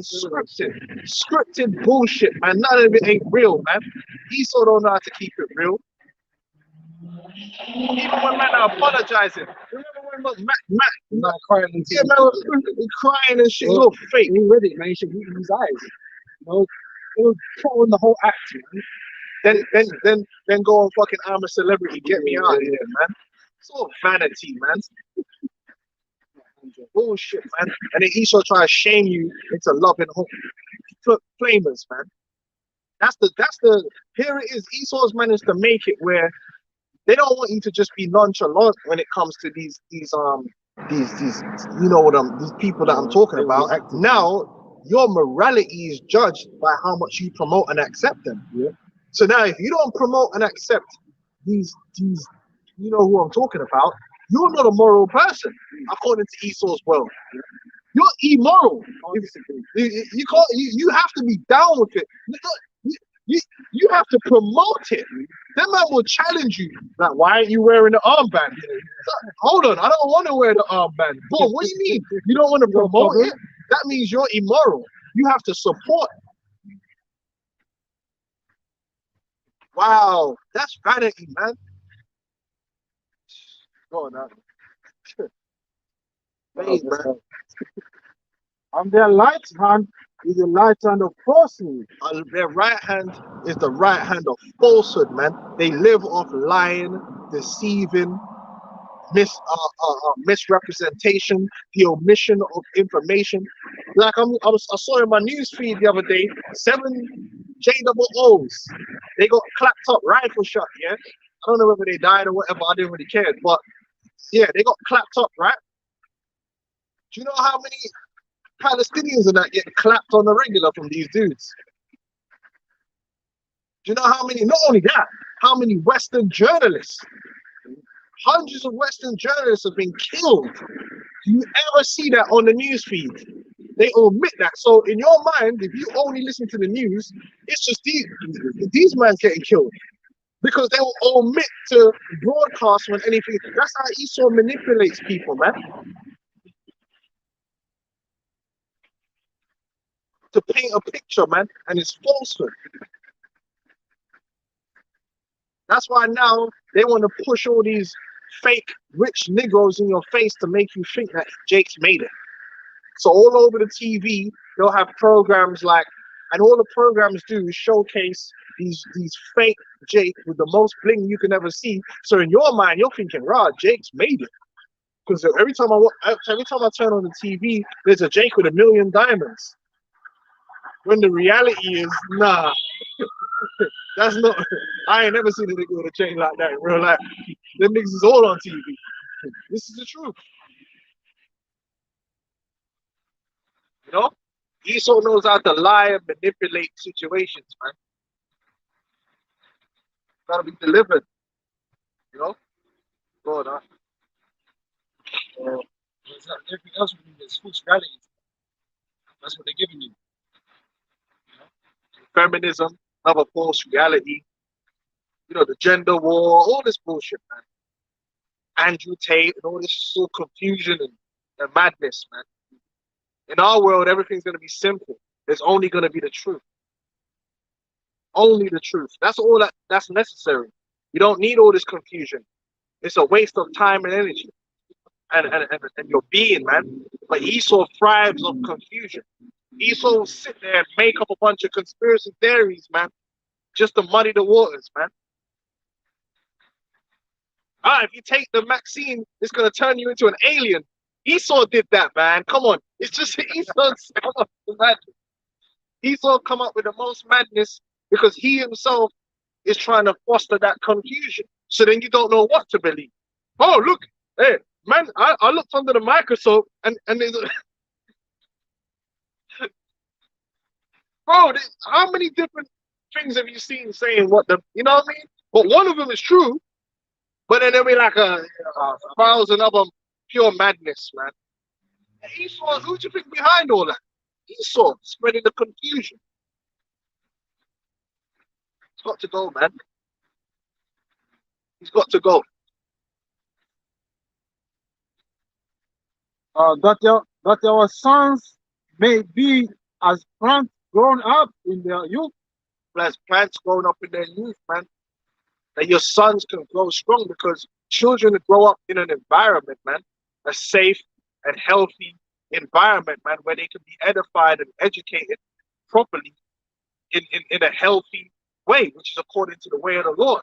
But in this society, how can you raise your son when the world of filth is around you? And brothers that's got children know how painful it is trying to raise children in this world, because they're you're not supposed to be raised surrounded by filth. You're supposed to be protected from all that. That's meant to be on the outside, but really it's all on the inside, man. It's invaded. It's invasive. That's the good word. It's invasive. It's everywhere. Trying to raise up your sons, man, the right way when everything around you is telling them the wrong way. Go through your body. What do I mean? It's virus it's just saturated by it. It's on the TV. It's everywhere. Like when Christmas comes along, it's everywhere, and it's very enticing to children. Yep. Lights, presents. Now, if we was in our own kingdom, that'll be something that's happening way away from you. The children wouldn't even be exposed to it. You know what I'm saying? Halloween is everywhere, and they pick up on it because it's fucking everywhere. Why? Because we're in this man's kingdom, so it's all over the place. The high holiday description is nowhere to be seen. Because it's not our kingdom. You might try and keep it for yourself, but then everyone is. Oh man. So we gotta be delivered so that our children can be raised up righteously, man, properly. Go on, read on. That our daughters may be as cornerstones, polished after the similitude of a palace. Right, your daughters are supposed to grow up to be beautiful, wonderful women, suitable to be wives to the men of Israel. But in this kingdom, boy, oh boy, oh boy, oh boy, the whole world is trying to turn your daughter into a fucking beast and a slut. That's just true. The whole world is designed to corrupt your children, and it's all around you, everywhere, at all times. So you become a small voice in a whole big choir, man. It's mad. That's why we need the kingdom, man. That our gardens may be full, affording all manner of store, that our sheep may bring forth. Right, how your garden's gonna be full when you're under a thief? How your garden's gonna be full when you're under the hand of a thief? No, you gotta remove the thief. You gotta remove the oppressor, and then your gardens can be made full. No. That our sheep may bring forth thousands and 10,000 in our streets, that our oxen may be strong to labor, that there be no breaking in, no going out, that there be no complaining in our streets. No complaining. We got nothing to complain about, man. And that's what the kingdom of heaven is all about. It's to live like this on earth, man. And Yahweh Shai is gonna bring it. This is our faith. You know, so we can live. But right now we're not living, man. Esau sold us a lie. He's selling all these people a lie, man, that they could get something out of this world, but you can't, man. It's too toxic. Toxic relationships, toxic people, self-destructive. Even the people you look up to that you're trying to emulate, look at their lives falling apart before you. You know what I'm saying? Look at Magic Johnson's son, man. Like, oh, God. Oh, man. Dwayne Wade. That's what you got to do to make it. Your son moving around like that. I don't know how I could deal with that, man. You see your son like wearing a dress. Yeah, the guy come out of prison, man, and his son. Yeah, but he would probably be in prison dressed like that too. He was probably one of them prison hoes. Fuck, man, like how? Oh, your heart would break, man, instantly, man. Well, it might be a beef thing. I don't know. Yeah, back to jail. Yes. Disgusting, man. Hey, but then, You know, it's over feminine. The way they act as well, man. it's fucked, man. It's fucked. Man. You know, you're meant to accept in this world. You have to accept that, or you're the villain. You know. Happy is that people that is in such a case. Yeah, happy is that people whose most high is their Lord. Is the Right. Lord.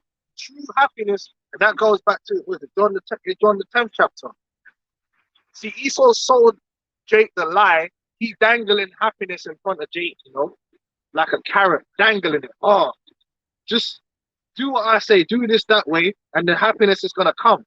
The happiness is gonna come. And they got Jake chasing that happiness, chasing that way of life.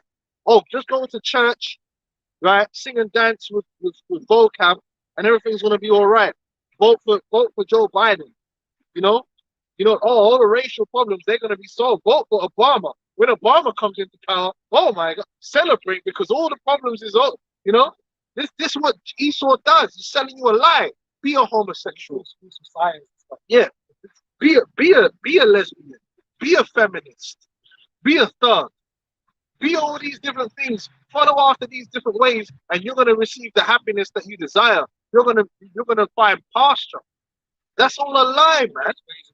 It all leads to death. There's only one way that leads one to life, and that is through Yahweh Shai and the salvation. You shouldn't. The life ain't here. The Bible tells you that our life is with Yahweh Shai. When He comes, that's when we're gonna receive life.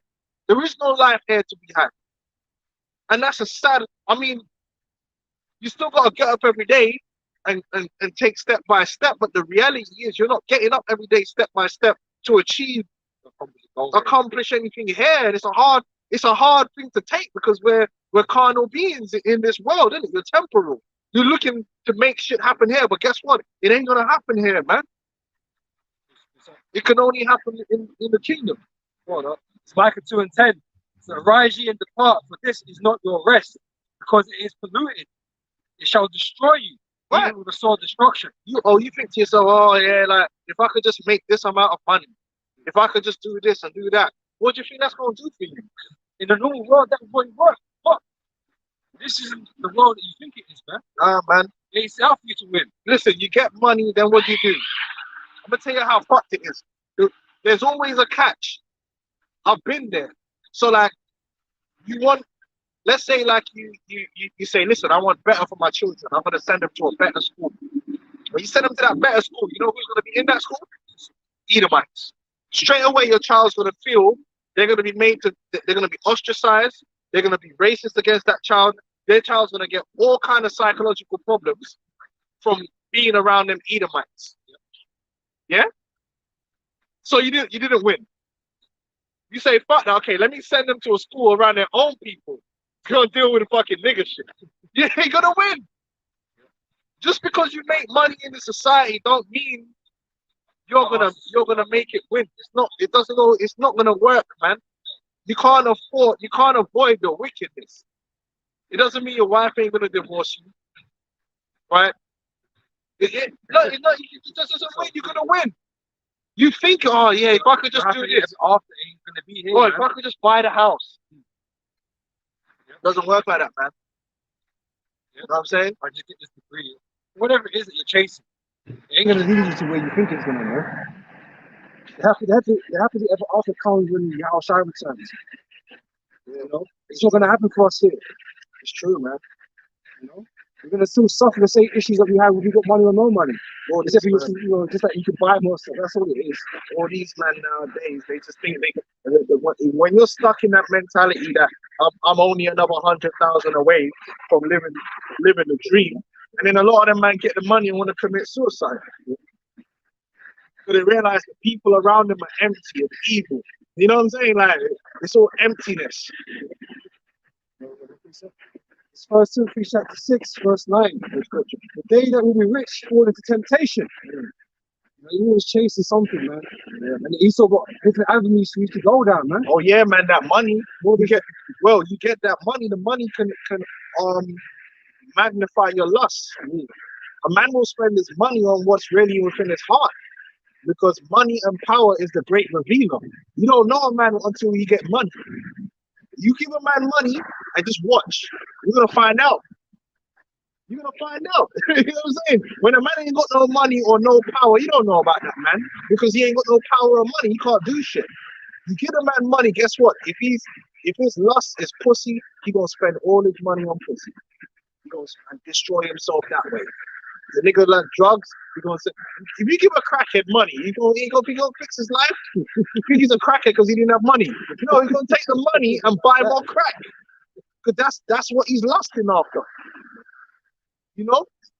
You give a nigga money and he's a wicked nigga that well, you know what? I only shoot and kill other niggas because I ain't got no money. You give him money. You know what he's gonna do? He's gonna buy more guns and try and rob more people and kill more people. Because that's what's in his heart to do. So money can also amplify your own destruction. Money can amplify your wickedness and your lust and your temptations because now it's more open to you to do things that it's easier access to do things, man. That's why the Bible says the Lord said, "Give me neither poverty nor riches."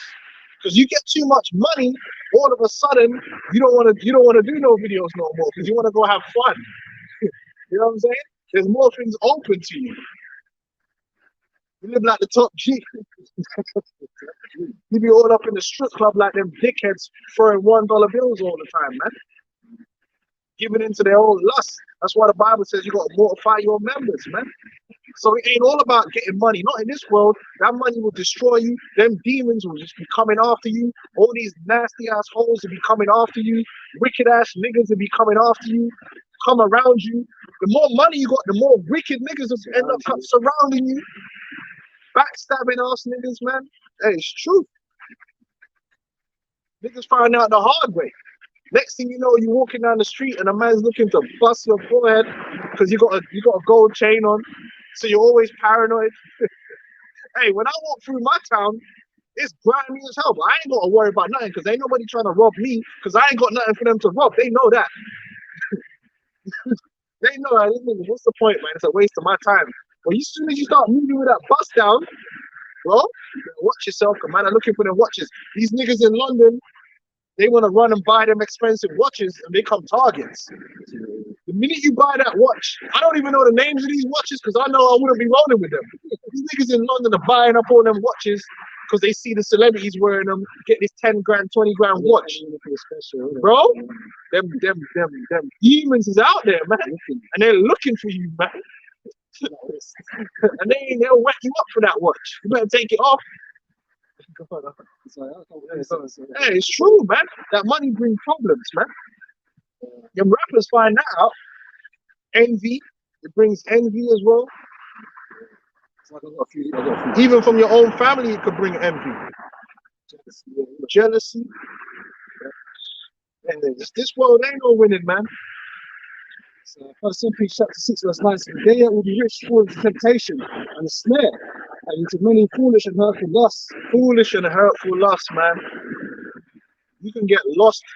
You can get lost in them foolish and hurtful lusts, man. Crazy ass parties with the cocaine and the hoes suck your soul right out of you, man. You're God. You're finished. that's why it takes a man with integrity to handle riches, man. One that is grounded, as I like to say, Because if you ain't grounded, man, you don't get your priorities straight. You're not putting, the most high first in the ministry or whatever, you ain't you're not in the right state of mind, man, to be doing riches, man. You're gonna do something stupid with it. 100%. You know? 100%, man. Especially when the bad bitches come around, that's the first thing Satan's gonna say. Women, Yeah, that's the first thing, man. Women's always been the Bad bitches come around, man. Next thing you know, boy, you sucked in. Literally. inside out. It says, which drown men in destruction and perdition. For the love of money is the root of all evil. The love of money is the root of all evil, man. And you see that more because now social media is allowing you to see the depths of how low people will go to. And it's not even like they're not even searching to live normal. They're searching for an extravagant lifestyle. Everyone's chasing exceptionalism in this world. You know what I mean? It ain't enough to just have enough. Everybody wants to go Dubai.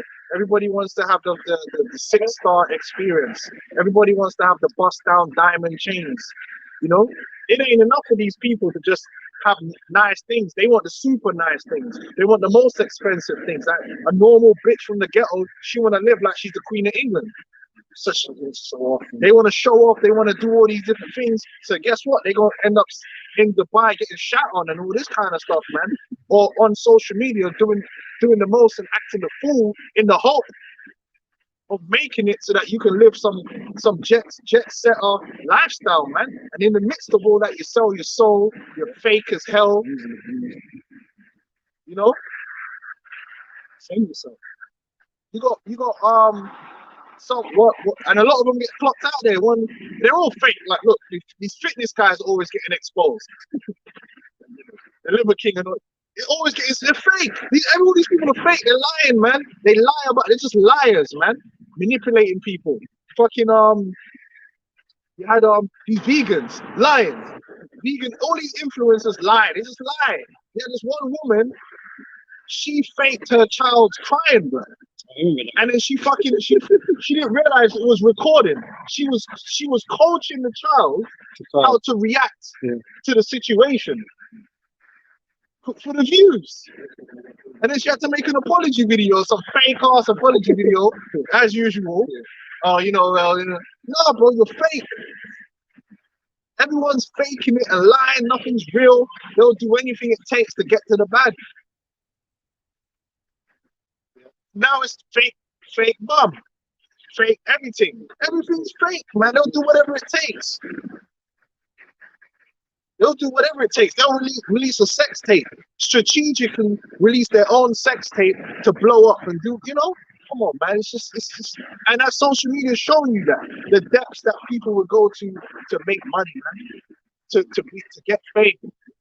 They'll go on a TV show and embarrass themselves, pour themselves out, drink piss. They'll do whatever it takes. Says, which while some covet after the money, they have erred from the faith and forced themselves through with many sorrows. So you just have just as much problems, man. Just like you sit on a nice sofa, down from a nice cigar, but you're still dealing with the same shit.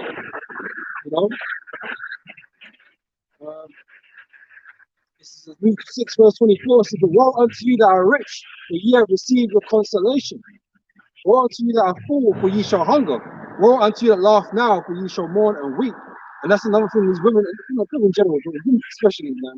When this kind of trouble comes in, like, you're gonna be down bad. Oh, down bad. You're gonna be super bad, right? And you're gonna be crying and weeping and looking for some sort of help. But now what, man? You degrade yourself so far. Like, no one want to deal with you no more, man. Always you fucking fucked over along the way. Nobody gonna deal with you, man. All this women's what do you call that, man? All this women live shit, man. Well, the feminists ain't gonna be coming to your head. And this is the thing: when you surround yourself by fake people are never there when you need them, man. Demonic people are never there when you need them. And that's a lot of people are going to find out, man. I've seen it with my own 2 eyes, man. I've seen how people react in crises, man. And it ain't like how you think. People go every man for themselves. Now the brothers, we're gonna have something so special because we're actually gonna be willing to sacrifice for each other. You will not turn away a brother from your house, even if you ain't got it. You say, no, brother, come in, man. The Lord will provide, and we're gonna do what we got to do. Do you know what I'm saying? You can't have integrity. Like, no, that's my brother. I need to help that brother. I need to help him and his family. You're gonna actually care about that brother because the Lord told us to be like that. Real brotherly love, real bonds. These people in the world don't have that. These people are all fake. They're all users. They're not really willing to sacrifice for each other. And when the shit hits the fan, they will cannibalize each other. All them people that's liking your shit, no, they don't. Listen, they will gut you for what they want. It's a cutthroat world. They will sell you out, man. They will take the money to sell you out. This is how people are. Hey, got a question, man. They always ask you, what would you do for $1 million? Yeah, all that shit, man. You know, you are. These people are scum. You know, they get their little break or they get their opportunity or whatever, man. They'll go whoever they need under the bus, whenever it suits them. You know, the winter man's foul and shit to be there to get that. You'd be surprised, man. You know, you think these people are above? That's 6'9". That's yeah. You think these people are above murdering you or eating you? Or yeah, these are reservoir dogs, man. Hey, Charleston. Hey, gonna tell them. All these niggas in the streets thinking they got honor. They ain't no honor. These niggas ain't got no honor, man. Niggas will tell. Niggas will rat each other out. That's how it is, man. That's why being in this truth is a beautiful thing because we're actually building together, man, with real love. Not that fake love. Oh, it's all love, homie. It's bullshit. You can't knock on that man's door. Realistically, how many people can you knock on their door, and they'll put a roof over your head without hating your ass after 2 days? Just keep it real, man. All these bitches, they got friends, and bitches don't want you in their house when shit is good. What are you gonna do for them? You gonna call them, they're gonna come help you? They gonna come do shit. Oh, no, there's one more. So Matthew 19:23. So then said Yahushua to his disciples, verily I say unto you, that a rich man shall hardly enter into the kingdom of heaven. And again I say unto you, yeah, because a rich man don't feel like a rich man thinks he got options. He feels like he's got options. He's got hope. That money giving them, they hope in the money that they got because the money can do things. So they hope in that. So they don't need saving. What are they? They don't think they need saving. They think their money can save them. They think their money can make it work. The money's gonna fix everything. They don't care, man. The car break down, the money will fix that. You know what I mean? Again, I say unto you, it is easier for a camel to go through the eye of a needle than for a rich man to enter into the kingdom of God. Like a rich man thinks he got it already, man. He got it all down pat. So it's probably best not to be in that situation. You just want the daily bread. You want the Lord to provide. You don't want to be all fucked up and down bad to the degree where you're losing your mind and you got to do some madness. But you really ain't trying to overdo the thing because it'll end up hurting you in the end, man. I was going to say as well, like, it's not saying it's impossible. But what I was saying earlier about, you have to have a level of integrity, man, that just overcomes the fact that they got these riches. But the more you got, the more you have to lose, man. You know, it's a more of a daunting proposition for you to make. You know, but if you could do that, you're not controlled by your riches. Your riches are not you. Yeah, you start getting that ain't so bad spirit, man. You don't want that ain't so bad. It's all right. No, listen, it is bad out here. That's what you're supposed to want, a desire to be saved. You want desire for this thing to come to an end. But when you're having fun, you don't want it to come to an end. You know, that's just how you got having too much fun. It's all right, man. You get too much banana, you start getting comfortable. You start feeling nice. There you go, It's the book of Mark 8:36. For what shall it profit a man if he shall gain the whole world and lose his own soul? That's right, man. A lot of our people, man, that's why you can't trust them. Niggas will sell out. Niggas will sell out quick. Next thing you know, man's wearing a dress. Like my man Burner Boy, man, wearing a blouse. Niggas will sell out fast, man. Especially when niggas start getting up there and they start seeing the lights. And man start dangling money in front of them. Niggas can do anything. They could suck dick. Niggas will bend over. Do whatever it takes, man.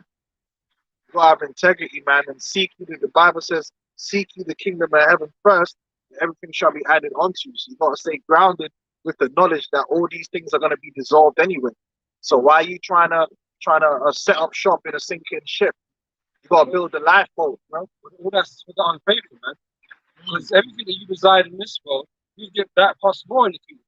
In safety. But, yeah, in righteousness. Righteous. And safety on top of that. So this place is unsafe, it's spooky, man. No matter what you amass in this world, you're only one step away from losing it anyway. Yeah.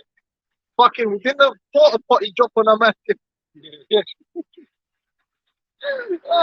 Jay Leonard got smashed up. You might win the lottery and then the porta potty just drop on your ass. I was thinking that's a terrible way to go, isn't it?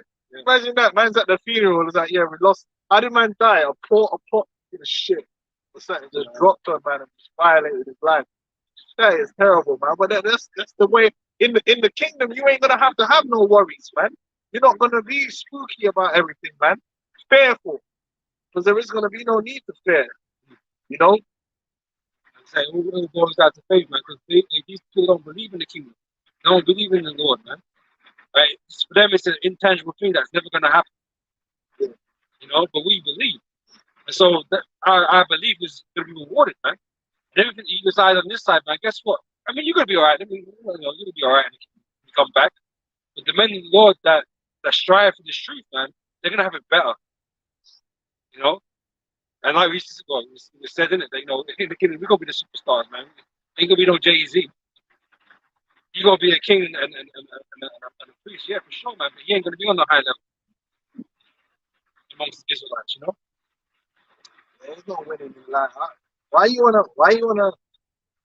the point of a man giving you money if you gotta suck dick, man? Fuck that, man. That's fucking hell to me, man.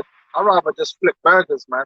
You know what I mean? Than suck a dick. That's just me personally. I don't know what you want to do. But it's bullshit to me, man. That whole thing of them niggas that's rolling with Esau on that level and getting fucked in the arse and all that stuff, for me, that's hell, man. You might as well go to prison. Like, that shit sound like hell to me. That don't sound like you're winning. So it's all fucked up, man. The game's all fucked up. Fuck this world, man. Why? Because I got a talent and I'm good at something. To realize that talent in any kind of way, shape or form, I gotta do some disgusting ass shit that I don't want to do. Fuck that, man. Man, we'll just get a job. Go on, man. Allow it, bro. It's the book of St. John, 10 and from 7. Then said Yahushua unto them again, Very, very, I say unto you, I am the door of the sheep. All that ever came before me are thieves and robbers, but the sheep did not hear them. I am the door. By me, if any man enter in, he shall be saved, and he shall go in and out and find pasture. Right, so you got all these different avenues out there because all these fucking life coaches, motivator, rock and all that, banging and banging. I got to wake up at 4 in the morning and you're gonna change your life, and all these fucks out here, man. That's trying to sell you a way of life, trying to sell you something that's gonna lead you to fucking paradise, man, or happiness and some shit, some bullshit.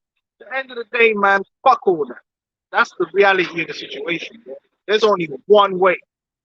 There's only one way. One.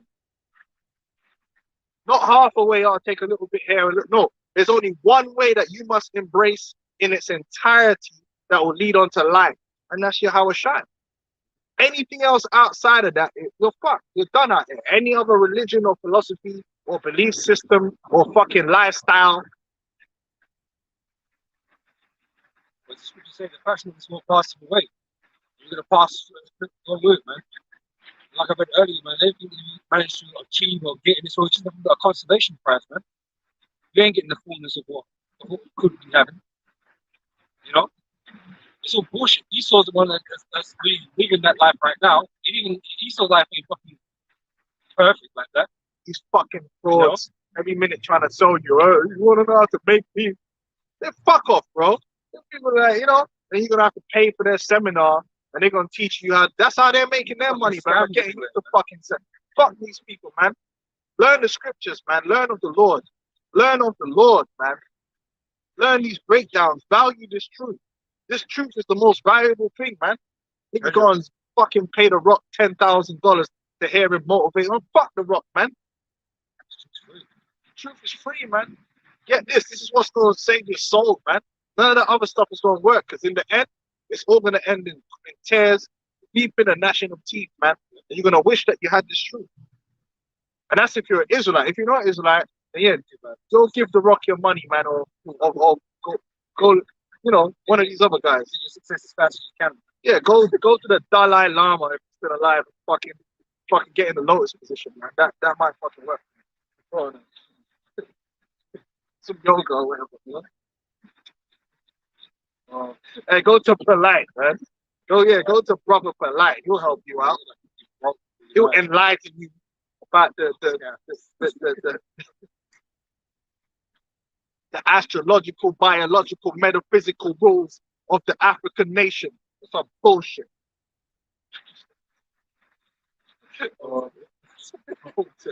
See, what y'all don't understand is the economics. Shut up. Fuck. Going on. Arguing back. You nigga shut up the Bible, man. The Lord's still gonna get you. By the way, Brother Polite, the Lord still got you on his list, man. You're gonna suffer in America, man. You're gonna suffer. You shut up the Bible as a marketing strategy to make money, man. You fucking pimp. Scum. Don't get it, man. The Lord ain't forgot about you, bitch ass nigga, man. You actually put bullets in the Bible, man. So I don't know how you gonna end, but it's gonna be terrible, man. You might end the same way you did that Bible, man. Looking like fucking Denzel from what's it called? Training Day, man. Right. Really. John 10 and 10. The thief cometh not but for to steal and to kill and to destroy. I am come that they might have life, and that they might have it more abundantly. What the Lord is leading us to and promising is real life, real safety, real peace. Not this ain't no real safety. This is false. Like even all these people, oh, I'll move out to the suburbs. But the missiles are gonna tear up them suburbs. So where was the safety? It's a false safety. Not even real safe, man. Because in the end, the Lord is still after you. Yeah. The Bible says all the sinners of my people shall die by the sword. There ain't nowhere safe you can go from the judgment of the Lord. So in this world, you're never safe.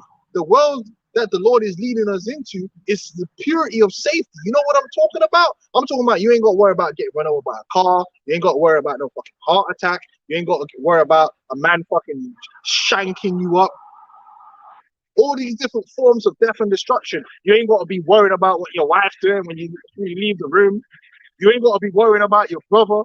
Oh, is your brother plotting against you? All manner of evil we're going to be delivered from in the kingdom, man. All now, can you say the same thing for this world? No. You can't, in this world, you can't trust nobody, man. On Revelation chapter 21, top and top, and I saw a new heaven and a new earth. For the first heaven and the first earth were passed away, and there was no more sea. And I, John, saw the holy city, New Jerusalem, coming down from God out of heaven, prepared as a bride adorned for her husband. And I heard a great voice out of heaven saying, Behold, the tabernacle of God is with men, and he will dwell with them, and they shall be his people. And God himself shall be with them, and be their power. And God shall wipe away all tears from their eyes, and there shall be no more death, neither sorrow.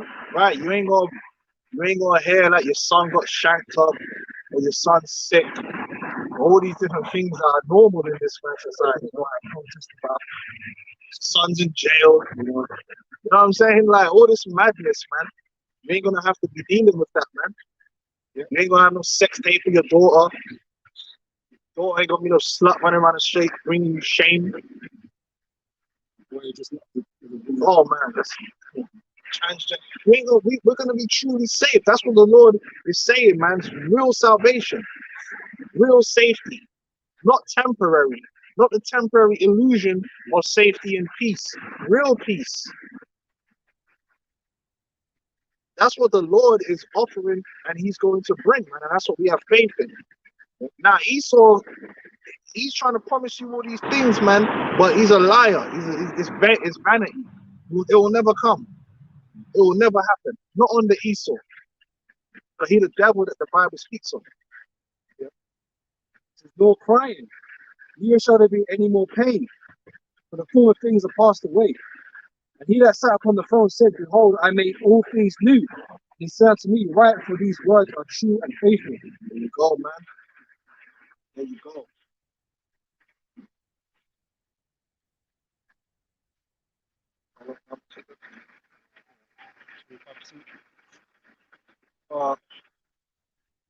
I am the good shepherd. The good shepherd giveth his life for the sheep. The good shepherd, and the Lord did that. He made a sacrifice, man, for his people. Did Esau do that? All you niggas out there that love Esau so much, man. Would you think any one of these Edomites would sacrifice himself for you? Listen, man. You out of your mind, man. What you think, Biden? Who, Biden? Name me the Edomite that would sacrifice himself for any of you niggas, man. And I mean for real, for real. Would actually put himself through some real pain. But you choose these demons, man. You choose these demons, man. You supporting people that support LGBT, and then you call yourself a Christian, man. Every president that's ever ran, every candidate that's ever ran for president in Britain or America has ran pro-LGBT. In fact, are they going to start presidential campaigning again? Okay, remind me, because I'm going to go on the website. We'll go on the website and we'll go through these candidates and see what they'll all have a section saying, oh, well, for LGBT, I'm going to do this. And then you're going to go vote for that dude. Trump, too. They tried to make it look like Trump was anti-LGBT, but if you go on his website, they're supporting it. But he's a demon, too. They're all demons.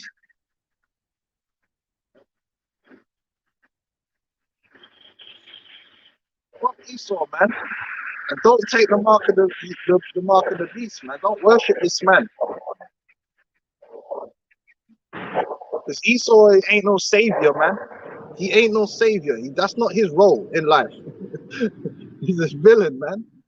But this war is not worth continuing on it anyway, man. You know, people are going to be feeling stressed because of what's going to be going on, right? Thinking that we need to, keep things moving, right? But this place ain't worth it, man. This place is going to be destroyed. And this place is wicked as hell, man. You can't. The condition you're going to be living in after that point, I think it'll be fucking worth it, man. Might as well be dead. Well, you got him. That's it. The fact of the matter is, if you take that MOTV, you committed a grand sin against Yahweh Shem Yahushua, and the penalty is death. You're an idolater and a liar. Right? The Lord ain't dealing with you, man. Simple as that. Because you chose this demon. And the worst thing about choosing Esau is it's not even like Esau himself hasn't exposed himself to you. That's the funny thing about the whole situation is you really ain't got no excuse to not know Esau's the devil. Who don't know? Let me ask you a question, man. Who don't know the music industry satanic? Who hasn't seen? That's like everybody. It's not even everybody knows, but they still go along with it, right? The whole ideology of the occultism of Esau, Esau himself has exposed it. Like, I am the devil and I worship Satan. And everyone that plays a blind eye, well, everyone's seeing, let's be honest, everyone's seeing the Satanism. So the fact that you're still going to turn around and take this man's chip confirms that you don't even care that this man's Satan. You consciously made the decision that I don't care that this man is demonic. Because it's not really hidden no more. They themselves have exposed themselves and said, look, they come on, the whole idea of the Illuminati is mainstream. They've made it mainstream. Everybody knows. Who hasn't heard about the Illuminati The pedophilia is mainstream. If you do not know, everybody knows elite pedo about Epstein. They know about Jimmy Savile. The elite. You've heard, and then you've chosen to ignore. But you know, deep down, everybody knows that these people are fucking Satanists and demonic, man. And you don't give a fuck, especially Jake. You don't care. Everyone knows Beyonce and Jay-Z are devil worshippers, man. You try to tell yourself, oh, it's just one or two individuals. No, it's Man. it's a fucking crisis. It's everybody's seen everyone's been seen a YouTube video breaking it down. I don't know anyone that hasn't. Yeah, they know, but you're still gonna take that man's shit. New ones coming out today. You know what I mean? Something about all the symbolisms and all that shit. Come on, man. No one can play ignorant to that. If you've had YouTube or anything, you know that Jay-Z, Beyonce, Illuminati, everyone's watched at least 2 videos like that with their friends. Oh, okay. Everybody knows, man. Right, but the Lord, they've done like that on purpose. Kanye come out and said certain things. That was all done on purpose. They're basically showing you who they are, so you don't have no excuse. When you choose them, you chose the devil, and you know you did. It's simple as that. It's your fault, man. They ain't hiding it no more. They're letting you know. Going up. So Malachi 4 and 22.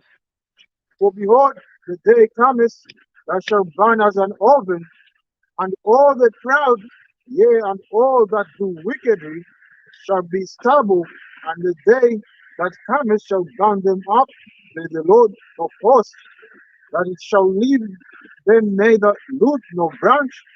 But unto you that fear my name shall the Son of Righteousness arise with healing in his wings. That's the elect. So all the wicked of our people, beginning in America, that is literally the missiles is going to be the end of them. There's going to be nothing left. Like there's not going to be like a memorial or anything left of them, because it's all going to be burnt up. Where they are, it's all going to be burnt up. They themselves, their families, their fucking car, everything. They're going to be left with nothing. The elect are going to be delivered, and then delivered into continuation of something new. But everyone else is going to be that's the full. It's the end. That's it. That's why it's new earth. It's over, man. New starting, man. Everything you never know this earth. The mansion, your corner, everything done. Dissolved. Oh, great reset. But unto you that fear my name shall the Son of Righteousness arise with healing in his wings, and ye shall go forth and grow up as a calf of the stone. Go forth and grow up as calves, man, because the Lord's going to lead us into pasture where we can be free to live in righteousness, man, and enjoy abundance. Enjoy life, enjoy the things the good things that life has to offer, the simple things, the things you can't enjoy here. You just can't, because there's always a sadness, there's always an evil that's around the corner waiting to buy it, man. It's a fight in this world, man. Constant contention. And you have to realize that. You have to grow up and understand this is not fucking fairy tale. This is the reality.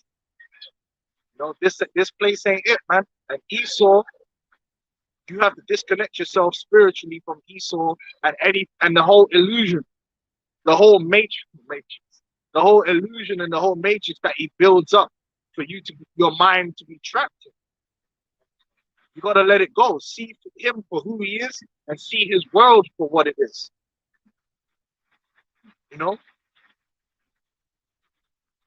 Now Esau had you take out all this bank loan. You want to be a doctor, and now he's going to replace you with a robot.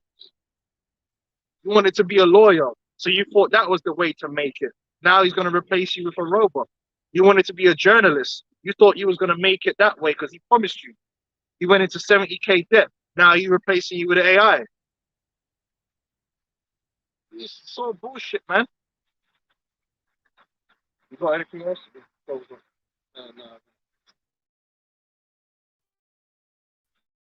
No. Preach this gospel, man. Learn your how to shine, right? this will get you in the right mindset for what's about to happen, because we could be out here this year. You don't want to be slacking on that. Make your preparations, man. Make your ark, your spiritual ark, man, to flee this place, man, to be able to be delivered, man, because we do not know how long we really got in this kingdom. The scriptures speak about putting far away the evil day. You can't put far away the evil day because you really don't know. You know what I'm saying? You really don't know, man. Don't play with it.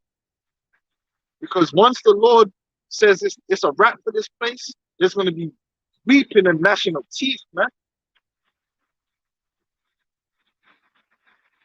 And a man's foundation is going to be tested, man. And your foundation ain't in your outside, that's it, man. You're just going to go down with this place. Terrible, disgusting. And life gets real, man. Go watch them gore sites. See how real life can be. I'm telling brothers, man. Life can get really, really real, man. And it will. You got something? Basically, I can't get skinny. Anything business coming up there. Anything. Nah, you want the one in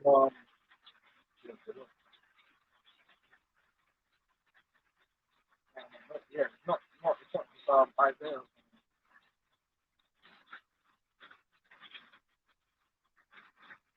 Well, it's close.